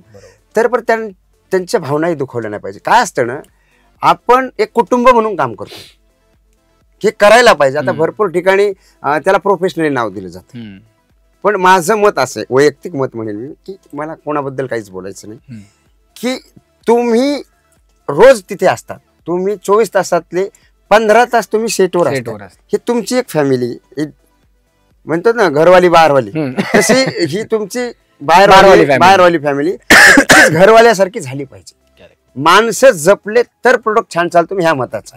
मग तो कुठला डिपार्टमेंटचा भाग एकट्याच्या जीवावर मालिका चालत नाही. किती भारी डिरेक्टर असू द्या एकटा काही करू शकत नाही. मेकअपवाला आला कॉस्ट्युमवाला आला स्पॉट दादा आले आर्ट डिपार्टमेंट आले सामूहिक पद्धतीने एकजुटीने काम करायला तर तो प्रोडक्ट लोकांसमोर पोहोचतो लोकांना आवडतो आणि खेळीमेळीत काम करायला पाहिजे. हेवे देवे नाही तेच ते हेवे देवे तुम्ही गेटच्या बाहेर. मी तर पर्सनली माझ्या सेटवर स्ट्रिक्ट वातावरण आहे. कसं स्ट्रिक्ट की तुमचे हेवे दावे तिकडे खुंटीला बांधून ठेवायचे गेटच्या बाहेर. इथे येऊन एकदम छान काम करायचं हसत खेळत काम. माझी पद्धत होती एकदम हसत खेळत. कोणी किती ढळ आर्टिस्टवर येईलच मी पण कसाही असो त्यांनी मस्त छान यायचं छान हसत खेळत काम करायचं गप्पा ठप्पा मारायचं. पॅकअप झालं की ते खुंटीचं घेऊन जायचं तर जाऊ शकतो पण ते घरी न्यायचं परत तिकडे नाही आणायचं अजिबात. निगेटिव्ह वातावरण तो आमच्या सेटवर तुला बघितलं पॉझिटिव्ह वातावरण आहे ना हे पहिल्या दिवसापासून आहे आणि शेवटच्या दिवसापर्यंत म्हणजे मी जिथपर्यंत असेल त्या सेटवर तरी तोपर्यंत तरी निगेटिव्ह वातावरण कधी दिसणार. आणि ढळ आर्टिस्ट सांगेल की आजकाल इंडस्ट्रीमध्ये उठसूट एक 15 दिवसाचं शिबिर करून येतो. हर हिंदुस्तान का नौजवान ऍक्टर बनना चाहता है तिथे लिहिलेलं होतं ते आज तिथे का लिहिलं ते आज कळतंय. मी त्याच्याकडे बघायचो वाचायचं हा हिंदुस्तान का हर नौजवान ऍक्टर बनना चाहता है. हे वाक्य मला आज खरंच बिटवीन द लाईन्स घारे सरांनी ती कविता लिहिली. बिटवीन द लाईन्स काय महत्वाचे असतात ना हे मला आज कळतंय जेव्हा डिरेक्टर झालो तेव्हा ना की आज शिबिरामधून कोणी येतं. 8 दिवसाचं शिबिर इन्स्टिट्यूट तर एवढे झालेत खूप. कुठून आला अमुक अमुक ठिकाणी किती लाख 3 लाख 1 लाख 5 लाख 10 लाख एवढे. एकचा संभाजीनगरचा मुलगा आहे आपला. मी तेव्हा मध्यंतरी हॉटेल चालवायचो. लॉकडाऊन मध्ये माझ्यावर तो प्रसंग आला होता मी हॉटेल चालवत होतो. त्यांना माहित होतं मी डिरेक्टर त्या मुलाला. तर ते तो आई वडिलाला घेऊन आला मोठी कार घेऊन आला आणि मी हापशेटीत चहा विकतोय. पण मला मी एक ठरवलेलं जायचं नाही. डिरेक्टर मी इकडे तिकडे मला कोण विचारतंय हॉटेलवर चहा तुम्ही डिरेक्टर म्हणून चहा विकतायत का.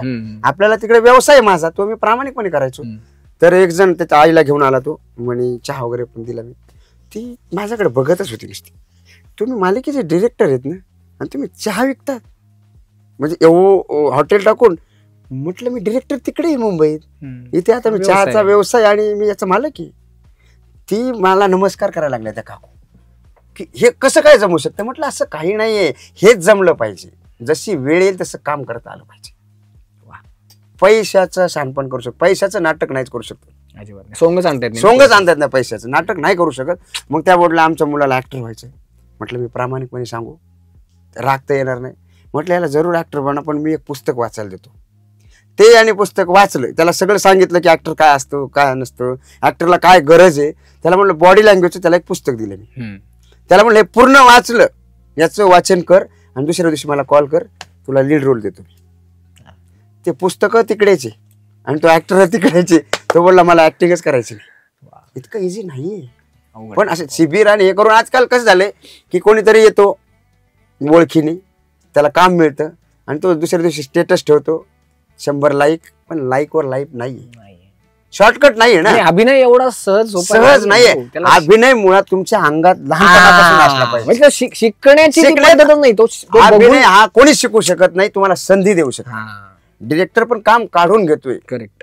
संधी म्हणजे आपले गुरु पण आपल्या जेव्हा नाट्यशास्त्र शिकवलं जातंय तेव्हा ते कसं करायचं सांगतात. आपल्या डोक्यात तर टाकत नाही, हा ऍक्टिंग चल असं टाकत नाही, चालू असं. किंवा चाबी दिली, आता चल बरं तू चाबी दिली. आपण मशीन नाही. ऍक्टिंग ही लहानपणापासून म्हणजे ऍक्टिंग काय, आपण जसं जीवनात प्रवास करतो, जसं सकाळपासून झोपेपर्यंत हा आपण ऍक्टिंगचाच प्रवास आहे ना. हा ड्रामाच घडतो आयुष्यात. आपण फक्त याच्यात लिमिटेशन की एक स्क्रिप्ट असते, एक बांधून ठेवलेली, एक चौकट निर्माण केलेली. लेखकाने संवाद असतात की ते ऍक्शनवर रिॲक्शन असते, संवादावर दुसऱ्याचा संवाद असतो. ऐकून घेणं, ऍक्शन रिॲक्शन ते परफेक्ट समोर मांडणं. पण हे खूप खूळ झाले की मला तर एवढे घडतात ना की किस्से हा ना, की आता फक्त माझं एक असं आहे की बाबा मी ना जरा भावनिक आहे की आपण कलाकार, मी खूप तळागाळातून आल्यामुळे ते असेल कदाचित माझ्याकडे, की मला कोणाच्या भावना दुःख वाटत की समज एक अमुक व्यक्ती आलाय आणि त्याला जमतच नाही, तर मी कधीच त्याला सेटवरून घरी पाठवलं नाही. आता तो हा माझा मोठेपणे त्रास खूप असतो, पण की बाबा तो इतक्या लांबून आलाय, त्याच्याकडे दोष नाही ठरवत मी दोषी मग कास्टिंगवाल्याला ठरवतो की त्याच्याकडे दोष नाही ना, कास्टिंगवाल्याने त्याला कास्ट केलं समजे कास्ट डिरेक्टरने. आणि मग पैशाचं तर भरपूर ठिकाणी आता ते आहे की बाबा अमुक पैशाचं तुम्हाला ऍक्टर पाहिजे, ते तर त्याला काहीच बोलू शकत नाही. मी डिरेक्टर असलं तर काहीच बोलू शकत नाही, चर्चा प्रोडक्शन वगैरे ते सगळीकडेच. मराठी इंडस्ट्री म्हणा, हिंदी म्हणा, प्रत्येक ठिकाणीच आहे. वरतून बजेट येत नाही, ते सगळं सांगितलं, ते सगळ्यांनाच माहिती. पण मग जसा व्यक्ती येतो त्याच्याकडून ऍक्टिंग करून घ्यायचं. काय केलं तो सांगताना खूप सांगतोय, मी ही फिल्म केली, ती फिल्म केली, 19 सिरियल केल्या, 30 शॉर्ट फिल्म केल्या, घ्या वाक्य ऍक्शन. काय झालं सर, सॉरी पाणी द्या रे, पाणी पिणार. ही तर ऍक्टिंगची एक ते आहे, वाक्य विसरले की ऍक्टर पाणी पितो. आणि सर ऑर्डर रोलिंग ऍक्शन. अरे तुझं हे वाक्य आहे बाबा, तुझं वाक्य की सर मला असं आहे अमुक अमुक वाक्य. सॉरी सर, ते काय झालं ना, रात्री जरा झोप झाली नाही माझी. हे ऑडियन्सला सांगू का याची झोप झाली नाही म्हणून मी. मग दुसरा वाक्य परत सायलेंट असते पिन ड्रॉप कधी कधी, तुम्ही मी ऑब्झर्व करा, तुम्ही सायलेंट असते किंवा कुठल्याही सेटवर ऍक्शन.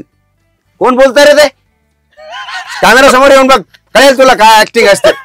अरे तुझं घेणं तिकडे कोणी बोललं नाही, ते महत्वाचं काम असेल एखाद्याचं बोलू शकतो. ह्या पण टेक्निक आहे, हे वेगवेगळे बघायला मिळाले. हा अभिनय की म्हणजे वड्याचं तेल वांग्यावर काढणे म्हणतात त्याला, की तुला येत नाही तू दुसऱ्या नोट टाकतो. अरे बाबा चल शांत करा सर, तो बोलतो डिस्टर्ब होते. बरं चल डिस्टर्ब नाही, सायलेन्स होणार आहे. मग ते खोटं रागवायचं, परत तो ऍक्शन. सॉरी सर, थोडं 5 मिनिटं देता का मला. मग तो स्क्रिप्ट रट्टा करणार, मग कसं तरी तो बोलणार. मग माझी मग टेक्निक मी बघ आता, कारण वेळेचं फार लिमिट आहे हल्ली, म्हणजे एका दिवसात एक एपिसोड काढावाच लागतो तो चॅनलला, कारण कट टू कट सिच्युएशन प्रत्येक सिरियलचीच झाली आज. तर मग ते सबमिट तर करायचंय. मग तिथं आपण सांगू शकत नाही की हा कलाकार वाक्यच घेत नाही. मग मी सोपी ट्रिक वापरलेली, म्हणजे कोणाला वापरायची की नाही हा ज्याचा प्रश्न आहे, कुठल्या दिग्दर्शकाबद्दल नाही, हे स्वयंभू आहे. की मी एक टेक्निक वापरत असतो की बाबा त्याला येतच नाही, वेळ वाया घालून तर काय करत नाही, नंतर नुसती धावपळ करून घ्यायचं. आणि मी स्वतः ठरवलेलं आहे की बीपीची गोळी आपल्याला चालू करायची नाही. कूल मध्ये काम करायचं. काय करतोय तो, वाक्यच घेत नाही. आपण बेंबीच्या देठापासून ओरडून सांगायचं की असं घे. सोपी ट्रिक वापरलेली, माझ्या मागे बोल. मी एक वाक्य बोलणार, कॉपी तर कर, नाही झाली तर पाय पकडून बाबा बोल कसं तरी. आता वाक्य सीन तर कर. मी कितीतरी आर्टिस्टचे डोके पकडून वाक्य बोल, असं मान पकडून आता असं बोल, त्याचे पाय थरथरताना पाय ऍक्शन बोल बोल असं करून अभिनय करून घेतोय. पण मला त्याचं म्हणजे मी स्वतः की टेन्शन घेऊन काम नाही करायचं. कारण कचकन बंद पडून वचकन वर गेले आपण एका सिरियल साठी आपल्याला खूप काम करायचं अजून. बरं, आता पुढच्या प्रश्नावर मी येईल दिगंबर. आता आपण कार्यक्रमाच्या शेवटी आलेलो आहे आपल्या इंटरव्ह्यूच्या, पण भविष्यामध्ये तुला आता ही सगळी हिस्टॉरिकल किंवा अशी ऐतिहासिक किंवा स्वामींची सिरियल वगैरे करताना बघून पुढे जाऊन तुला असं काहीतरी असं चॅलेंजिंग काम करायला तुला कसं आवडेल? म्हणजे कोणत्या गोष्टीचं दिग्दर्शन करायला तुला आवडेल? एखादं नाटक करायला आवडेल, सिरियल करायला आवडेल, की आता तू ठरवलंच की आता मी सिरियलच करणार आहे, की एखादी फिल्म करणार आहेस? काय, कोणत्या पद्धतीचं? मी आयुष्यात कुठलीच गोष्ट ठरवून केली नाही अजून. अच्छा. पण जी गोष्ट ठरवली ती परफेक्टच केली आणि पूर्ण करायचा प्रयत्न मी आतापर्यंत करत आलो. कालच माझं नाटकाचा शुभारंभाचा प्रयोग होता, कालच. क्या बात आहे, क्या बात आहे. मुखवटे हास्याचे आणि दुःखाचं हे नाटक मी काल त्याचा शुभारंभाचा प्रयोग मिनी थिएटर आपल्या बोरिवली. येस येस येस, मला काल कोणीतरी म्हटलं होतं, मला हे माहित नव्हतं. तो मी ते माझे सगळे किस्से आहेत. अच्छा. लहानपण कसं जगत आलो आणि आताचा काळ, तो काळ 90चा काळ आणि आता 2025 पर्यंतचा काळ तो गुंफत आलोय मी. की त्या काळात आपलं बालपण कसं गेलंय, कसं जगलोत आपण, ते बालपण आताच्या मुलामध्ये नाही बघायला. आता मोबाईलचा जमाना, प्रत्येक लहान लेकरू रडायला लागलं की त्याच्या हातात मोबाईल दिला जातो. आपल्याला गोष्ट सांगितली जायची, म्हणजे माझी आजी तर मला गोष्ट सांगायची, रडलं तरी बी काय झालंय, धपाटे खाऊन शाळेत पाठवायचे, शाळेतच जावं लागायचं. आता काय, शाळेत जर शिक्षकाने मारलं तर त्याच्यावर केस होऊ शकते. सगळ्या गोष्टी आता चेंजेस झाल्या, टेक्निकल एवढं वाढलं टेक्नॉलॉजी, तर ते फार अवघड आहे. तर तसं मी ते नाटक करायचं मला मी ठरवलेलं आहे. अजून वेगवेगळी नाटकं, वेगवेगळे फिल्म्स करायच्या, म्हणजे जे कोणीच केलं नाही ते मला करायचं. माझं असं वेगळं आहे, जर प्रवाहाचं पाणी, नदीचं पाणी इकडे वाहत आहे ना, तर आपण इकडे जायचं, प्रवाहाच्या उलट्या दिशेला जायचं. पण ते लोकांना आवडलं बी पाहिजे की जगाला सोडून नाही जायचं. पण त्यांनी ते दाखवलंय ना, मी कुठलीच गोष्ट कॉपी करून करत नाही. फक्त शाळेतच कॉपी केलं होतं, तिथे बी नापास होण्याची शक्यता होती. कारण ते कॉपी कुठल्या खिशात ठेवली कळत नाही, कोणता पेपर आहे आणि ते महत्त्वाचं. थोडा किस्सा सांगतो, म्हणजे तो इंटरेस्टिंग आहे की मला ना नापास व्हायचं होतं, मला शिकायचंच नव्हतं ना. एक मिनिट, मला पास व्हायचं होतं असं मला अपेक्षित होतं, म्हणजे आहे मला नापास व्हायचं होतं म्हणून मी कॉपी केलं. पण आता कॉपी केलं आणि नापास झाला हा ठपका लागू शकतो ना, पण रस तिकीट केलं ह्या ठपका लागू शकत नाही असं माझा गोड समज. नाही, त्याला रस तिकीट केलं ना, नाही तर तो नापास झाला नसता, ही चर्चा होईल असा माझा उद्देश. म्हणून म्हटलं नापास व्हायचं आपल्याला, तर त्यासाठी कॉप्या करावं लागणार. अभ्यास झालेला नव्हता ना, तर नापास होणार हे फिक्स होतं. मग काय केलं मी, असं सगळं कॉपी करणं पण लय टॅलेंट.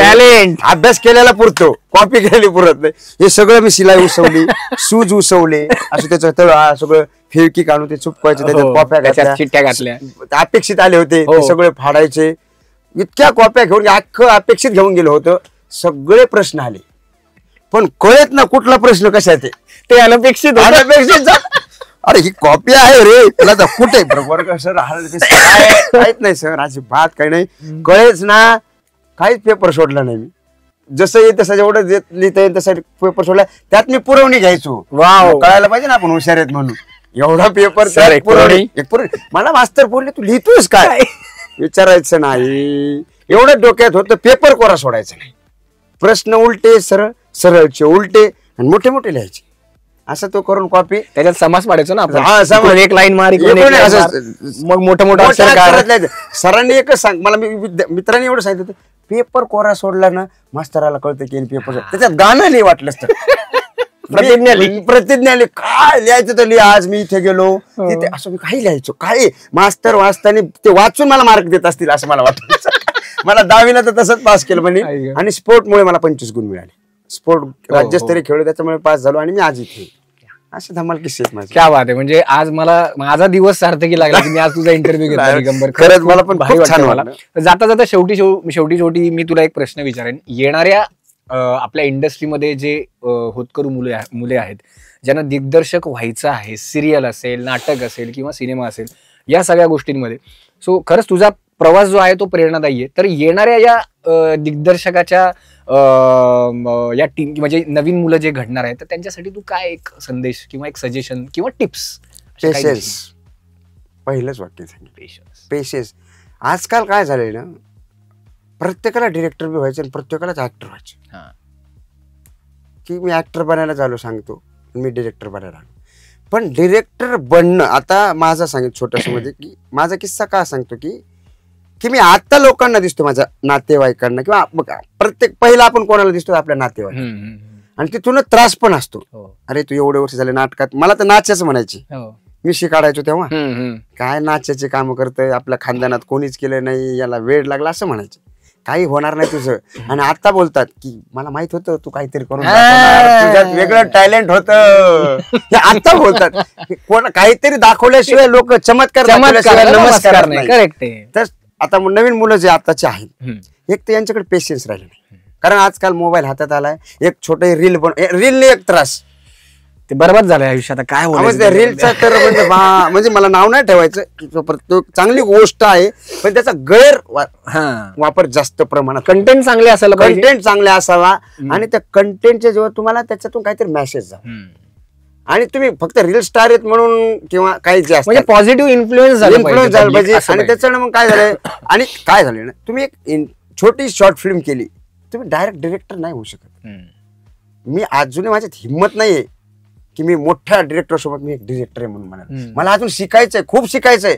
आता शिक माझं पहिलं पाऊल पडलं असं मी समजतो. अजून खूप मोठा पल्ला गाठायचा, खूप नामवंत डिरेक्टर आहेत, जेव्हा वाचतील तेव्हा कळेल. आपण आता शिकतो, सुरुवात आहे, अजून मोठ्या शिखरावर जायचंय. आव आणू तुम्ही डिरेक्टर की मला डिरेक्टर म्हणा म्हणून कोणी होत नाही. आपण स्वतः म्हणणं चुकीचं आहे. दुसऱ्यांकडनं ते येणं की नाही, मी खुर्ची प्लास्टिकची, पण इतकी हॉट खुर्ची ना ती, बसल्यावर कळते, एकदा बसल्यावर मागे वळता येत नाही तुम्हाला. म्हणून परफेक्ट शिका. शिकताना तुम्ही असिस्टंट जेव्हा असतो, first assistant, second, third, fourth वगैरे. पण आजकाल काय झालंय, म्हणजे हे आता जास्त मला जाणवतं, मी ऑब्झर्व खूप करतो या गोष्टी. मी काय नाही, मला पोस्ट करायला आवडत नाही. पोस्टवर काही होत नसते. तुमचे 4 लोक कौतुक पण करतात आणि 4 लोक हे पण करतात, म्हणून की यांनी पोस्ट केली म्हणून आपण अशी पोस्ट करा, हे मी त्याचा जरा दूर आहे. मला जास्त आवडत नाही ते की आपण पोस्ट करून असं काहीतरी कोणाला लंबा चौडं भाषण द्यावं, या मताचं नाही मी. मला एवढं सांगायचं की नवीन मुलांना आजकाल असिस्टंट म्हणतात, ते नवशिके असतात, बरेच आता तर थिएटर पण करेल. थिएटर हा बेस आहे आपला. करेक्ट. डिरेक्टर असो, ऍक्टर असो, कुठलंही डिपार्टमेंट असो, तुम्हाला हा थिएटर बेस आहे. तिथं परफेक्ट शिका. तुम्हाला यशात शॉर्टकट नाही, तुम्हाला अभ्यासच करावा लागेल. अभ्यासाशिवाय पर्याय नाही. पुस्तक वाचावं लागेल. इतकं गोष्टी आहेत ना, आता मला ह्या खुर्चीवर बसल्यावर जास्त कळतात की आपला वेळ होता तेव्हा आपण काहीच केलं नाही. फक्त एक अंक मिळाली, फेसबुकला टाकणे, वाव, कौतुक, पेपरला एक फोटो आला की जगात भारी ना आपण लय भारी असं वाटायचं. पण नवीन पोरांना एवढंच सांगू इच्छितो मी की तुम्ही परफेक्ट शिकायचं. बघा, मला 12 वर्ष लागले, एक तप झाला म्हणेन मी. बरोबर, 12 वर्षानंतर मी खुर्चीवर बसलोय. पण एवढ्या सिरियल, प्रत्येक जॉनरची सिरियल मी केली, प्रत्येक पॅटर्न मला आज माहिती, प्रत्येक क्राईम पेट्रोल वन, हे सगळे हे जॉनर, सगळ्या जॉनरच्या मालिका केल्याचा मला फायदा आहे. मी लेट डिरेक्टर झालो, माझे असिस्टंट डिरेक्टर झाले माझ्या आधी. म्हणजे जे माझ्या हाताकडे सेकंड असिस्टंट होते ते डिरेक्टर म्हणून काम करायचे. मला खूप जण ते डिरेक्टर झाले, म्हटलं थँक्यू, ते झाले त्यांचं मोठेपणे, चांगली गोष्ट, त्यांच्या नशिबात लवकर असेल. मला लेट व्हायचं पण थेट व्हायचं. क्या बात. एकदा जर मी इथे बसलो तर ना, कसा पण सीन येऊ मी तो वाजवणारच. मी अजून तरी माझ्या कुठल्याच इतक्या 22-23 डिरेक्टरकडे काम केलंय, पण कुणाला अजून फोन करून सांगितलं की हा सीन मी कसा करू. मी असोसिएट लेवल पर्यंत त्यांच्याकडून शिकून घेतो. प्रत्येक डिरेक्टरच्या मेंदूत मी शिरायचो आधी, हे महत्वाचं. त्याचे विचारच बाहेर काढायचो की हा काय, मी त्यांना नाही बोलायचो ते कसं डिझाईन करताय सीन. मी प्रत्येक डिरेक्टरकडून वेगवेगळं शिकलोय, कोणाकडून स्वभाव शिकलो. वा. डिरेक्टर हा नुसतं ऍक्शन म्हणण्यापुरता डिरेक्टर नसतो. डिरेक्टरने अख्खी टीम हँडल केली पाहिजे आणि व्यवस्थित. तो गॉडफादर आहे त्यांचा. कारण तो एकटाच चालवत असतो ना सगळ्या गोष्टी. त्याच्या शब्दावर अख्खे लोक नाचतात. हो, मग त्याने नाचवायचे नसतात. तो माज नाही करायचा, म्हणजे माज तसा करू नये. कामातून ते पाहिजे तर पाहिजे ना. हो, मग अलर्ट मध्ये मी सांगत असतो की ही गोष्ट पाहिजे तर पाहिजे, ती आधी सांगत असतो. पण सांगायची नाही आणि चिडचिड करायचं, शिव्या द्यायचं, ते आव्हान नाही. तुम्ही तसं नाही. तर मग मी प्रत्येक डिरेक्टर याचा स्वभाव घे, अरे हा सीन छान फुलवतात, हे सीन असं असं करतात. प्रत्येकाचा स्वभाव नाही, हे चिडचिड हे नाही घ्यायचं आपल्याला. असं प्रत्येकातून मी त्यांना कधीच सांगितलं नाही की मी काय, पण ते वेचायचं असते. आणि मी बरोबर ते भुंगा असतो ना कोरतो, तसं मी त्यांच्या दिमागातल्या चांगल्या वस्तू स्कॅन करून ठेवल्या जपून. जेव्हा वापरायचं तेव्हा वापरायचं. ते आज मी वापरतोय, माझ्या आयुष्यातला अनुभव पण वापरतोय आणि इतक्या लोकांच्या हाताखालून शिकलो, याचा मला फायदाही झाला. मी लेट डिरेक्टर झालो पण थेट होतोय आणि अजूनही मला शिकायचंच आहे. मी आता डिरेक्टर झालो. आपलं करिअर असं आहे, आज आहोत उद्या आधांतरी आहे की काय सांगते ना, डोलतेच. पाऊस लाट आले की आपली नाव डोलते. आणि नवीन कलाकार विद्यार्थ्यांना सांगेल की पहिला असिस्टंट म्हणून शिका, पहिल्या गोष्टीपासून तुम्ही काम करा आणि प्रामाणिकपणे करा. आणि आजकाल काय झालंय, पहिला असिस्टंट असतो, महिनाभर करतो, सेकंड असिस्टंट सोडून जातो, हा लगेच त्याच्या पोस्टवर जातो. त्याला वाटतं यार महिनाभरात आपलं लगेच वाढलं ना. तो कॉस्ट्युम करायला लागतो. कॉस्ट्युम केला की दुसरा चीफ असिस्टंट असतो प्रॉपर्टी करणं, तो प्रॉपर्टी तो सोडून जातो, तो प्रॉपर्टी करतो. अशी साखळी पद्धत. मग तो असोसिएट बनतो, असोसिएट सोडून झाल्यानंतर असोसिएट, मग त्याला डिरेक्टर असतो की तो क्लोज घ्यायला देतो. मग त्याला वाटतं लय सोपं आहे, फक्त ऍक्शन म्हणायचं, बाकी सगळं करून घेतात. मग त्याच्या डोक्यात ती हवा जाते. 6 महिन्यात असोसिएट बनतो आणि 2 वर्षात तो डिरेक्टर बनतो. चांगली गोष्ट आहे, म्हणजे की ज्यांनी जर कॅप्चर जर फास्ट केलं तर चांगली पण गोष्ट आहे. काम निघणं मध्ये तुम्हाला कळलं पाहिजे, सीन फुलवता आले पाहिजे. नुसतं की ऍक्टर म्हणलो ना, ऍक्शन म्हणणं नाही, त्या सीनचा मतितार्थ कळला पाहिजे. तो सीन तिथपर्यंत पोहोचला पाहिजे. समोर आजकाल काय एवढे मोठे स्टार ऍक्टर असतात, त्यांच्यासमोर कुठला येतो आणि सांगतो सर असं वाक्य नाही घ्यायचं. त्यांची बघ हे बघ, ते ही जमत जरा जास्त वाढत चालली. सर ऍक्शन, त्याला रेडी, तुम्हाला जमत नाही. अरे रिस्पेक्टफुल बोलता आलं पाहिजे. समोरच्या व्यक्ती आपल्याला भान पाहिजे की समोरच्या व्यक्तीने किती काम केलंय, किती काम केलं कळतं ना आपलं. आता भरपूर डिरेक्टर मी ऍक्टर बघितले, खूप भारी, त्यांच्यामुळे मला शिकायला मिळालं. त्यांच्याकडून खरंच किशोरीताई आहेत, ऐश्वर्याताई आहेत, ओक सर आहेत, आपलं गिरीश ओक सर. मी यांच्यासोबत काम करताना गिरीश ओक सरांचा किस्सा सांगेल की ते स्वतः एकदा स्क्रिप्ट दिली ना, ते सेटवर आले की कुठलं किती लाईन्स घ्यायचा, पूर्ण सीन घ्यायचा. ही खूप मोठी गोष्ट होती माझ्यासाठी की सर नाही तुम्ही डिरेक्टर आहात, आहो जाओ, मी सरच म्हणायचो मी पण. ही खूप मोठी गोष्ट आहे. आणि सर कुठून मुवमेंट करू हे ऐकायचे, ते म्हणजे नाही डिरेक्टर बोलेल ती. ही खूप मोठी गोष्ट आहे आणि मोठ्या कलाकाराकडून डिरेक्टरकडून शिकायचं. ही गोष्ट आहे, मॅनेजमेंट पण शिकावं लागतंय. नुसतंच मला डिरेक्टर बनायचं हे नाही, सगळ्या गोष्टी शिकायच्या असतात. सगळं डिरेक्टरला सगळं माहिती पाहिजे. टाइम मॅनेजमेंट, सगळं मॅनेजमेंट, खूप गोष्टी आहेत. बोलायला गेलो तर खूप वेळ नाही बोलणार. पण खरंच खूप मजा आली. कार्यक्रमाच्या शेवटी आपण आहोत. गप्पा खूप छान रंगल्या आपल्या दिगंबर सरांसोबत. आता मी पण दिगंबर नाही असं मला ऋषिकेश सरच म्हणावं लागेल.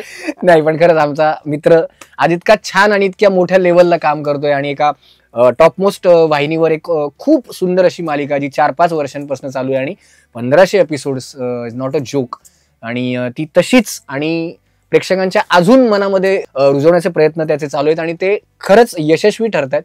आणि जय जय स्वामी समर्थ या सिरियलला 1500 एपिसोड्स कंप्लीट झालेले आहेत. पण आता अजून एका गेस्टला मी बोलवणार आहे. कारण कसं असतं, एक दिग्दर्शक म्हणून जेव्हा माणूस काम करत असतो ना, तेव्हा त्याला सांभाळणारी त्याची सहचारिणी, तर त्यांना तर इन्व्हाइट करायला पाहिजेच ना, नाही का? कारण कसं असतं की 15-15, 20-20 तास, कधी कधी जास्तही होतं. तर एवढे तास झाल्यानंतर आपल्याला घरी आल्यानंतर थोडंसं रिलॅक्सेशन, एक नाही बाबा हा ठीक आहे ओके हरकत नाही वगैरे, तो एक पाठिंबा आपल्याला हवा असतो. आणि मित्राचं लग्न झालं म्हणजे मला जेव्हा कळलं होतं, तू मला आय थिंक सो मला मित्राकडनं कळालं होतं की अरे दिगंबरचं लग्न वगैरे झालंय, लग्न डेली शॉप सारखं झालं. मला इतकं भारी वाटलं की यार नाही, आता दिगंबर सेटल झालाय. कारण या सगळ्या गोष्टी जेव्हा होत असताना एक मोठी सिरियल चालवणं आणि त्यानंतर मग एक सेटलमेंट होणं. सो मी आता आमच्या वहिनींना म्हणजेच त्याच्या सहचारिणीला मी आता बोलणार आहे. सो मी जसं सांगितलं की एका दिग्दर्शकाला खूप मोठा पाठिंबा असणं गरजेचं असतं.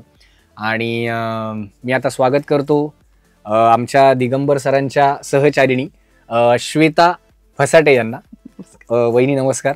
खरंच खूप छान वाटलं तुम्हाला भेटून. आणि मला इतकं भारी वाटतंय की मित्र सेटल झाला, जे आपण म्हणतो ना की एक मित्र सेटल झाला, सिरियल एवढी छान मस्त काही करतोय. सो तुमचं कसं ठरलं, म्हणजे अरेंज मॅरेज, लव्ह मॅरेज की कसं? म्हणजे अरेंज मॅरेज. हो, अरेंज मॅरेज. अच्छा, आमचं अरेंज मॅरेज ठरलं. माझे वडील ऑफ झालेले, म्हणजे देवाघरी गेलेले. तर आमच्या इकडे असं आहे की वडील गेल्यानंतर किंवा आई वडील गेल्यानंतर 3 वर्षाच्या अगोदर लग्न करायचं असतं, किंवा 1 वर्षाच्या अगोदर करायचं असतं, नाहीतर मग 3 वर्षानंतर होतं. तर तोपर्यंत नाही करायचं. माझं एज लग्नाचं झालेलं. आणि वडिलानंतर मग माझा मोठा भाऊ तो बघत होता माझ्यासाठी. आमच्याकडे लव्ह मॅरेज ही संकल्पनाच नाहीये, आजही नाहीये, आजही नाहीये. तर तेव्हा मग खूप स्थळ येत होती. तर यांचं स्थळ माझी मावस बहीण, सख्या मावशीची मुलगी, यांची काकू आहे. तर त्यांनी असंच शेतामध्ये त्यांचं जावांचं बोलणं झालं की हे येत आहेत गावी आणि यांचं चाललेलं की मुलगी बघायची. टाइमपास लग्न करायचं. हा, नाही, यांना फक्त मुलगी बघायची होती. आणि मग त्यांनी असं सांगितलं की आपण बघू. माझे त्यांची मावस बहिणीची जाऊ बोलली की तुझी बहीण आहे, तिचं पण चालू आहे, तर आपण बोलून बघूया. ह्यांना बोलले तर बोल ठीक आहे, मी येतो बघून. आणि आले बघायला. बघून गेल्यानंतर मग पसंती वगैरे नंतर मग झाली. पण थोडं काही हुंडा पद्धत तिथे थोडा प्रॉब्लेम होत होता. मग नंतर यांनी ठरवलं की इकडे आमच्या इकडे हुंडा कमी बोलत होते, हे जास्त मागत होते.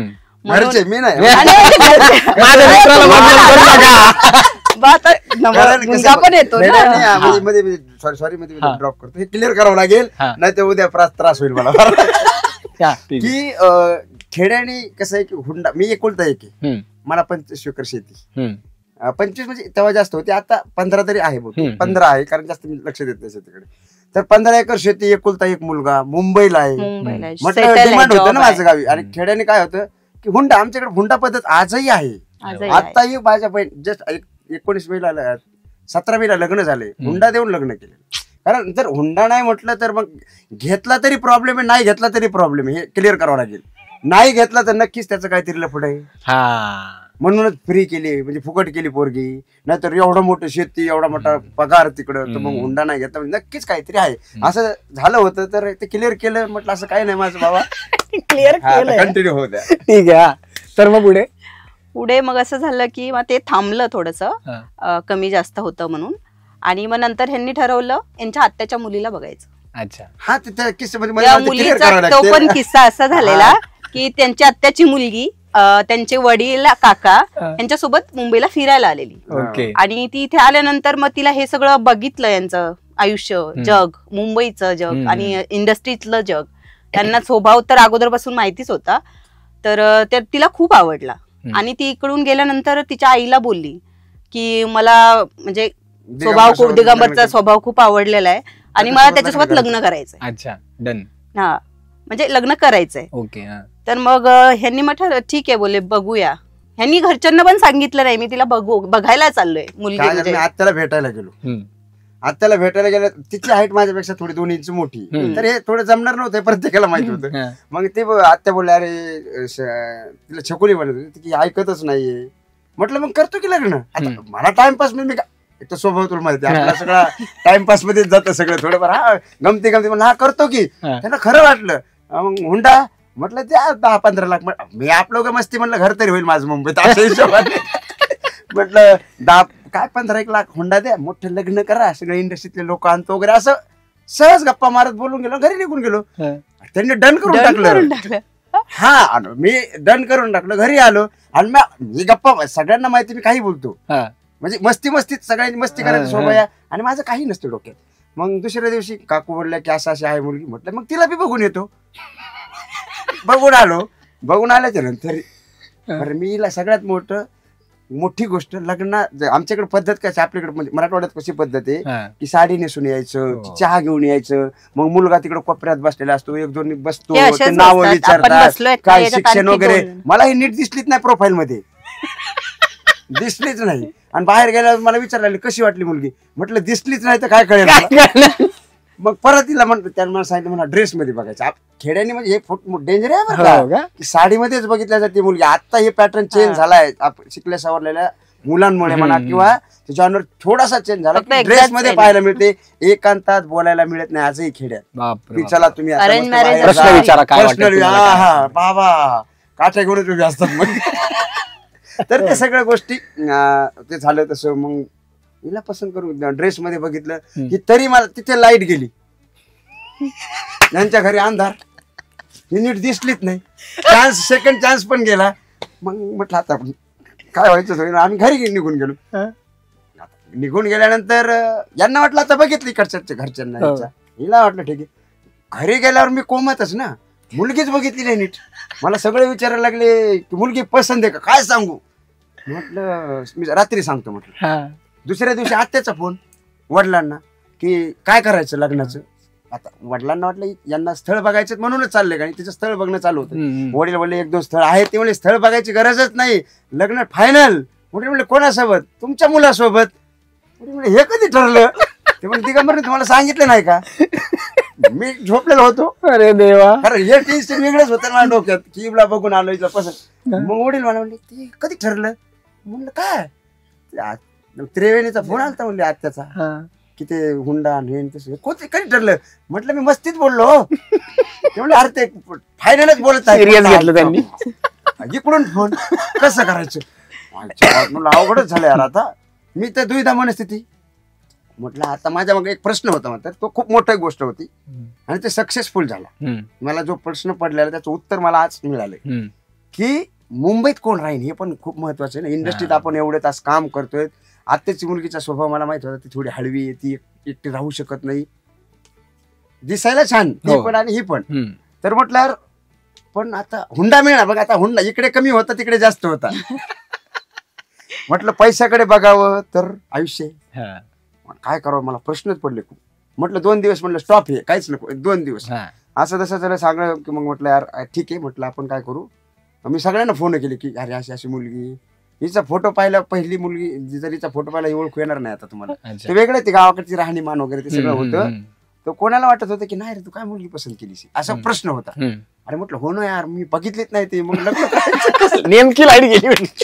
तर मग आत्याच्या मुलीचा फोन म्हटलं थांबा मला काहीच कळलं मला लग्नच करायचं नाही मी टाइमपास करायला आलो होतो अरे खोट लग्न हे टाइमपास म्हणून करायला म्हणून आयुष्यातच लग्न झालं म्हणजे लग्न खरंच झालं हा मग 4 दिवसात लग्न झालं आमचं हो का? 4 दिवसात मग काय केलं म्हटलं हिच्या घरी फोन वडील बोलले आता तिकडचे यांचा फोन यायलाय काय करायचं कारण माझे वडिलांना वडील गेले पसंत होते नव्हतं ना म्हणजे तर माझ्या घरच्यांना ही पसंत नव्हती म्हणजे की ते कारण वेगळं होतं की बाबा असं तसं आणि मग डायरेक्ट मी तर फायनलच म्हणलं काय व्हायचं होतं म्हटलं ठरवूनच टाकूया डायरेक्ट म्हणले वडील बोलले कितीला हुंडा वडिला सांगितलं 10 लाख हिच्या घरची परिस्थिती एवढी नव्हती म्हणले नाही एवढं नाही देऊ शकत मग ते परत एक दिवस असं नाही मग मला फोन आला परत काय करायचं म्हणलं यार काय करायचं यार हुंडा घ्यावा प्रश्नच बरं ते आमच्याकडे ना भांडी देतात पद्धत माहिती ते सगळं भांडी द्यायची ते लाटणं पोळी सगळं ते सगळं म्हटलं यार मला काय नकोय म्हटलं ते मग तुम्ही असं काय करा ते हुंड्याचा अमाऊंट सांगितलं नाही तर पुढे जाऊन प्रॉब्लेम बाबा. तर ते सगळं ठरलं मग लग्न ब्राह्मणाला बोलवलं असं केलं तसं केलं आणि मुहूर्त नव्हता म्हटलं ही शुभ तारीख आहे का भाऊ तर माझ्याकडे बघायला लागला तारीख नाही म्हटलं शुभ तारीख मला चालते शिवाजी महाराजांनी एवढ्या लढाई केल्यात म्हटलं कुठली तारीख बघितलं कुठला मुहूर्त डायरेक्ट म्हटलं ही तारीख फिक्स मीच लग्न ठरवलं माझं डायरेक्ट लग्नात किस्सा असा घडला यांच्या घरच्याला वाटलं दुपारचे हळद आणि ते सगळं मी रात्रीचं ठरवलं एकाच दिवशी संभाजीनगर औरंगाबाद सगळे येणार होते गँग काही मुंबईवरून येणार होते ते रात्रीच्या लग्नाला आले तिकडून इकडं सगळे राडे की मी डीजे लावला डीजे आमच्याकडे मान्य नव्हता मी डीजे लावला कोणालाच नाही सांगता डीजे आला दन वाजवलं नाचायलाच कोणी नाही कारण मित्र सगळे माझे कोणी आलेच नाही ना म्हणजे ते गाड्याने त्यांना वाटलं रात्रीचं लग्न आहे 3ला डीजे परण्या म्हणतात आमच्याकडे मी स्कॉर्पिओ फुल सजवली बिजवली आणि त्याच्यात मी बसलेलो एक डीजे त्या डीजे वाल्याला सांगितलं होतं नुसता लाव मी ऐकतो नाही तर कोणीच नाही नाचलं तर एक तरी डान्स मी करेन, तू टेन्शन घेऊ नको. कसली भारी स्टोरी आहे यार. आणि कमाल आहे. मग सुरू झाले, मित्र आले, मग माझ्या लागून सगळे नातेवाईक चिडले, अरे दुपारचं लग्न आहे. म्हटलं ज्यांना थांबायचं ते थांबा, कोणीच नाही थांबलं तरी मी लग्न करून जाणारच आहे. आता काय होऊ शकत नाही. अशा पद्धतीने लग्न केलं. पण खूप खूप सांभाळते मला, म्हणजे खूप सपोर्ट आहे भयानक. बाकी प्रश्न तेच महत्वाचं आहे खरंच. मी मगाशी जसं म्हटलं ना की का इतका भयानक आणि इतका खतरनाक लग्न मी आयुष्यामध्ये कधी, मला हे खरंच माहित नव्हतं रे दिगंबर, हे कसलं भारी आहे. कोणाला विषय निघलात माझा नाही, भरपूर गोष्टी आमच्यात तसा संवाद आहे. चर्चा निघल्यावर संवाद होतो. अच्छा, आमचे वेगळंच कपल आहेत आम्ही. म्हणजे नवरा बायकोच वेगळे आहेत. हे सगळं तिला जग जाहीर व्हायचे की मला काय असतं ना, मी तिला एवढं सांगितलेलं की तू माणसं ओळख. की मी जेव्हा आम्ही लग्न झाल्यानंतर, एक तर लग्न झाले कीच आमची फाळणी झाली. मी भोरला शूटिंगला, ती गावी, 3 महिने तिकडेच. त्यानंतर मग गेला, मग फोनवर बोलत, मी फोनवर बोलता बोलता झोपी पण जायचो, कारण थकून जायचो काम करून. पण हिने खूप मला सपोर्ट केला. मग हिला सगळं सांगितलं की बाबा तू माणसं ओळख. मी ओळख कुठल्याच व्यक्तीचा आमच्या घरच्याची करून दिली, तुझ्या नजरेतून बघ. म्हणून आमचं खूप छान चालू आहे. खूप सांभाळते घरचे सगळं, हे महत्वाचं असतं. आणि खरंच वहिनी आमच्या दिगंबरला एवढं छान सांभाळतात, बघितल्यावर आम्हाला खूप छान वाटतं. आणि खरंच खूप छान वाटलं मला. आणि वहिनी एक शेवटचा प्रश्न विचारतो मी तुम्हाला, कसं वाटतंय आज एक सक्सेसफुल, म्हणजे एक पहिला स्ट्रगलर ऍक्टर म्हणून आलेला दिगंबर, आणि नंतर मग तुमचं लग्न झालेलं दिगंबर, आणि आता एका 4-5 वर्ष चालू असलेल्या मालिकेचा सक्सेसफुल डिरेक्टर म्हणून नवऱ्याकडे बघून काय वाटतं, कसं वाटतं? फिलिंग खूप छान आहे ना. पण एवढं आहे की त्यांच्या स्वभावामध्ये जो असिस्टंट म्हणून होता तो आजही आहे. म्हणून तो डिरेक्टर म्हणून आहे, तो तिथे आहे, घरी नाही आहे. तो माझा नवरा आहे. घरी डिरेक्टर या. नाही घरी की मी शूटिंग घरी आणत नाही, आणि घरचं वातावरण शूटिंगवर. ते महत्वाचं असतं. पर्सनल गोष्टी आपल्या त्यांनी नाही आणलं कधी, आणि नाही इकडचं पॅकअप झालं, गेटच्या बाहेर निघलं की नो सिरियल, मग फॅमिली किंवा मग नातेवाईक किंवा असं. मग मी स्वतःहून फोन करणार. सगळ्यांना सांगून ठेवलेलं की मी तुम्हाला शूटिंग मध्ये बोलू शकत नाही, नंतर मी स्वतःहून फोन करेन. आणि म्हणजे सगळ्यात महत्वाचं सांगायचं म्हणजे ना की नाही, मी भाग्यवान समजतो. जसं मला स्वामींची मालिका करायला मिळते तसं मी भाग्यवान आहे, तसंच मला श्वेतासारखी बायको मिळाली हे मी खूप मोठा भाग्यवान समजतो. कारण काय असतं ना, डिरेक्टरच्या मागे जर घरीच वाद असतील, घरी जर भांडण असेल तर तो सक्सेसफुल काम नाही होऊ शकत. पण मी तिला खरं सांगतो, म्हणजे तुमच्या समोर आज व्यक्त होतोय आणि तिला पण माहिती आहे, आणि मी सगळ्यांना ओपनली सांगतो की मी तिला दिवस कधी फोन करत नाही, पण तिची अजिबात तक्रार नसते की मला आज फोन का नाही केला. नाहीतर आज माहिती आहे मला ऑनलाईन आहेस पण मेसेज नाही आला तुझा, दुसरीकडे हे खरं सेटवर आहेस का, खरं सेटवर, म्हणजे हे आहे. खूप आहेत, विश्वास पाहिजे नात्यामध्ये, ते विश्वास, ते करेक्ट, हे खूप महत्वाचं आहे. आणि सध्याच्या या युगामध्ये ना विश्वास संपादन करणं आणि विश्वास असणं हे खूप महत्वाचं आहे. खरंच खूप आमच्या मोबाईल आज पासवर्ड नाही दोघांचा, म्हणजे तिचा मोबाईल तू बघ, माझा असं नाही की नाही मोबाईल काय घेतला. हे खरंच इतकं छान वाटलं मला आज, इतकं म्हणजे मला लाईमलाईट मराठीने इतकी छान संधी दिली. आणि खरंच आता जाता जाता इतका मस्त इंटरव्ह्यू झालाय आपला, आणि जाता जाता तुम्हाला लाईमलाईट मराठीकडनं एक छोटीशी भेटवस्तू आम्ही तुम्हाला देणार आहोत. प्लीज त्याचा स्वीकार करा, ठीक आहे? आणि तुम्हाला खूप आवडणार आहे ती दोघांना. आणि ही समोर उघडून जर त्यांनी आपल्याला दाखवली आपल्या प्रेक्षकांना तर त्यांनाही खूप आवडेल, कारण गिफ्ट खूप आवडणार आहे दिगंबर तुला. बघ लाईमलाईट, वाव, मस्तच. येस, तुमचं सगळ्यात महत्वाचं म्हणजे मला तुम्ही इथे बोलावलं आणि माझा इतका सुंदर इंटरव्ह्यू घेतला ऋषिकेश सरांनी. धन्यवाद सर, म्हणजे कारण की तो खूप छान मित्र आहे माझा, असाच छान मित्र राहावं ही मी स्वामींकडे प्रार्थना करेल. पण सर ह्या कारणाने बोलतोय की तो खूप उत्तम कलाकार आहे. नाही, तुम्हाला ऋषिकेश म्हटलंच तरी की सर ह्या यांनी बोलतोय की बघ, मी तो टॉन्टो हे नाही असं काय की तू सर म्हणण्याच्या पात्रतेत आहे की नवीन मुलांसाठी, की काय ना की इतकं छान काम करून तू पण आज जमिनीवर आहे, असाच जमिनीवर करून घेतात. आणि लॅम्पलाईटच ना. येस, तर तुमचे मनापासून धन्यवाद. तुम्ही मला इथे बोलवून इतकं छान इंटरव्ह्यू करून घेतला, माझ्याकडून मला ही संधी दिली, आणि तुमच्या चॅनल असंच भरभराटीचं हो ही स्वामीचरणी प्रार्थना करतो. यशस्वी व्हा, स्वामी आहेतच बघायला. आता ओपन कर प्लीज प्लीज प्लीज.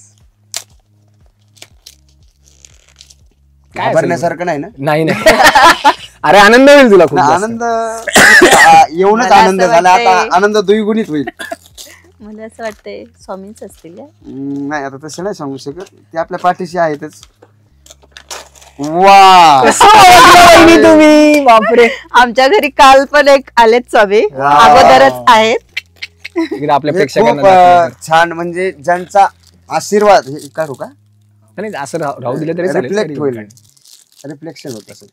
अनंत कोटी ब्रह्मांड नायक राजाधिराज योगीराज परब्रह्म सच्चिदानंद अक्कलकोट निवासी सद्गुरु श्री स्वामी समर्थ महाराज की जय.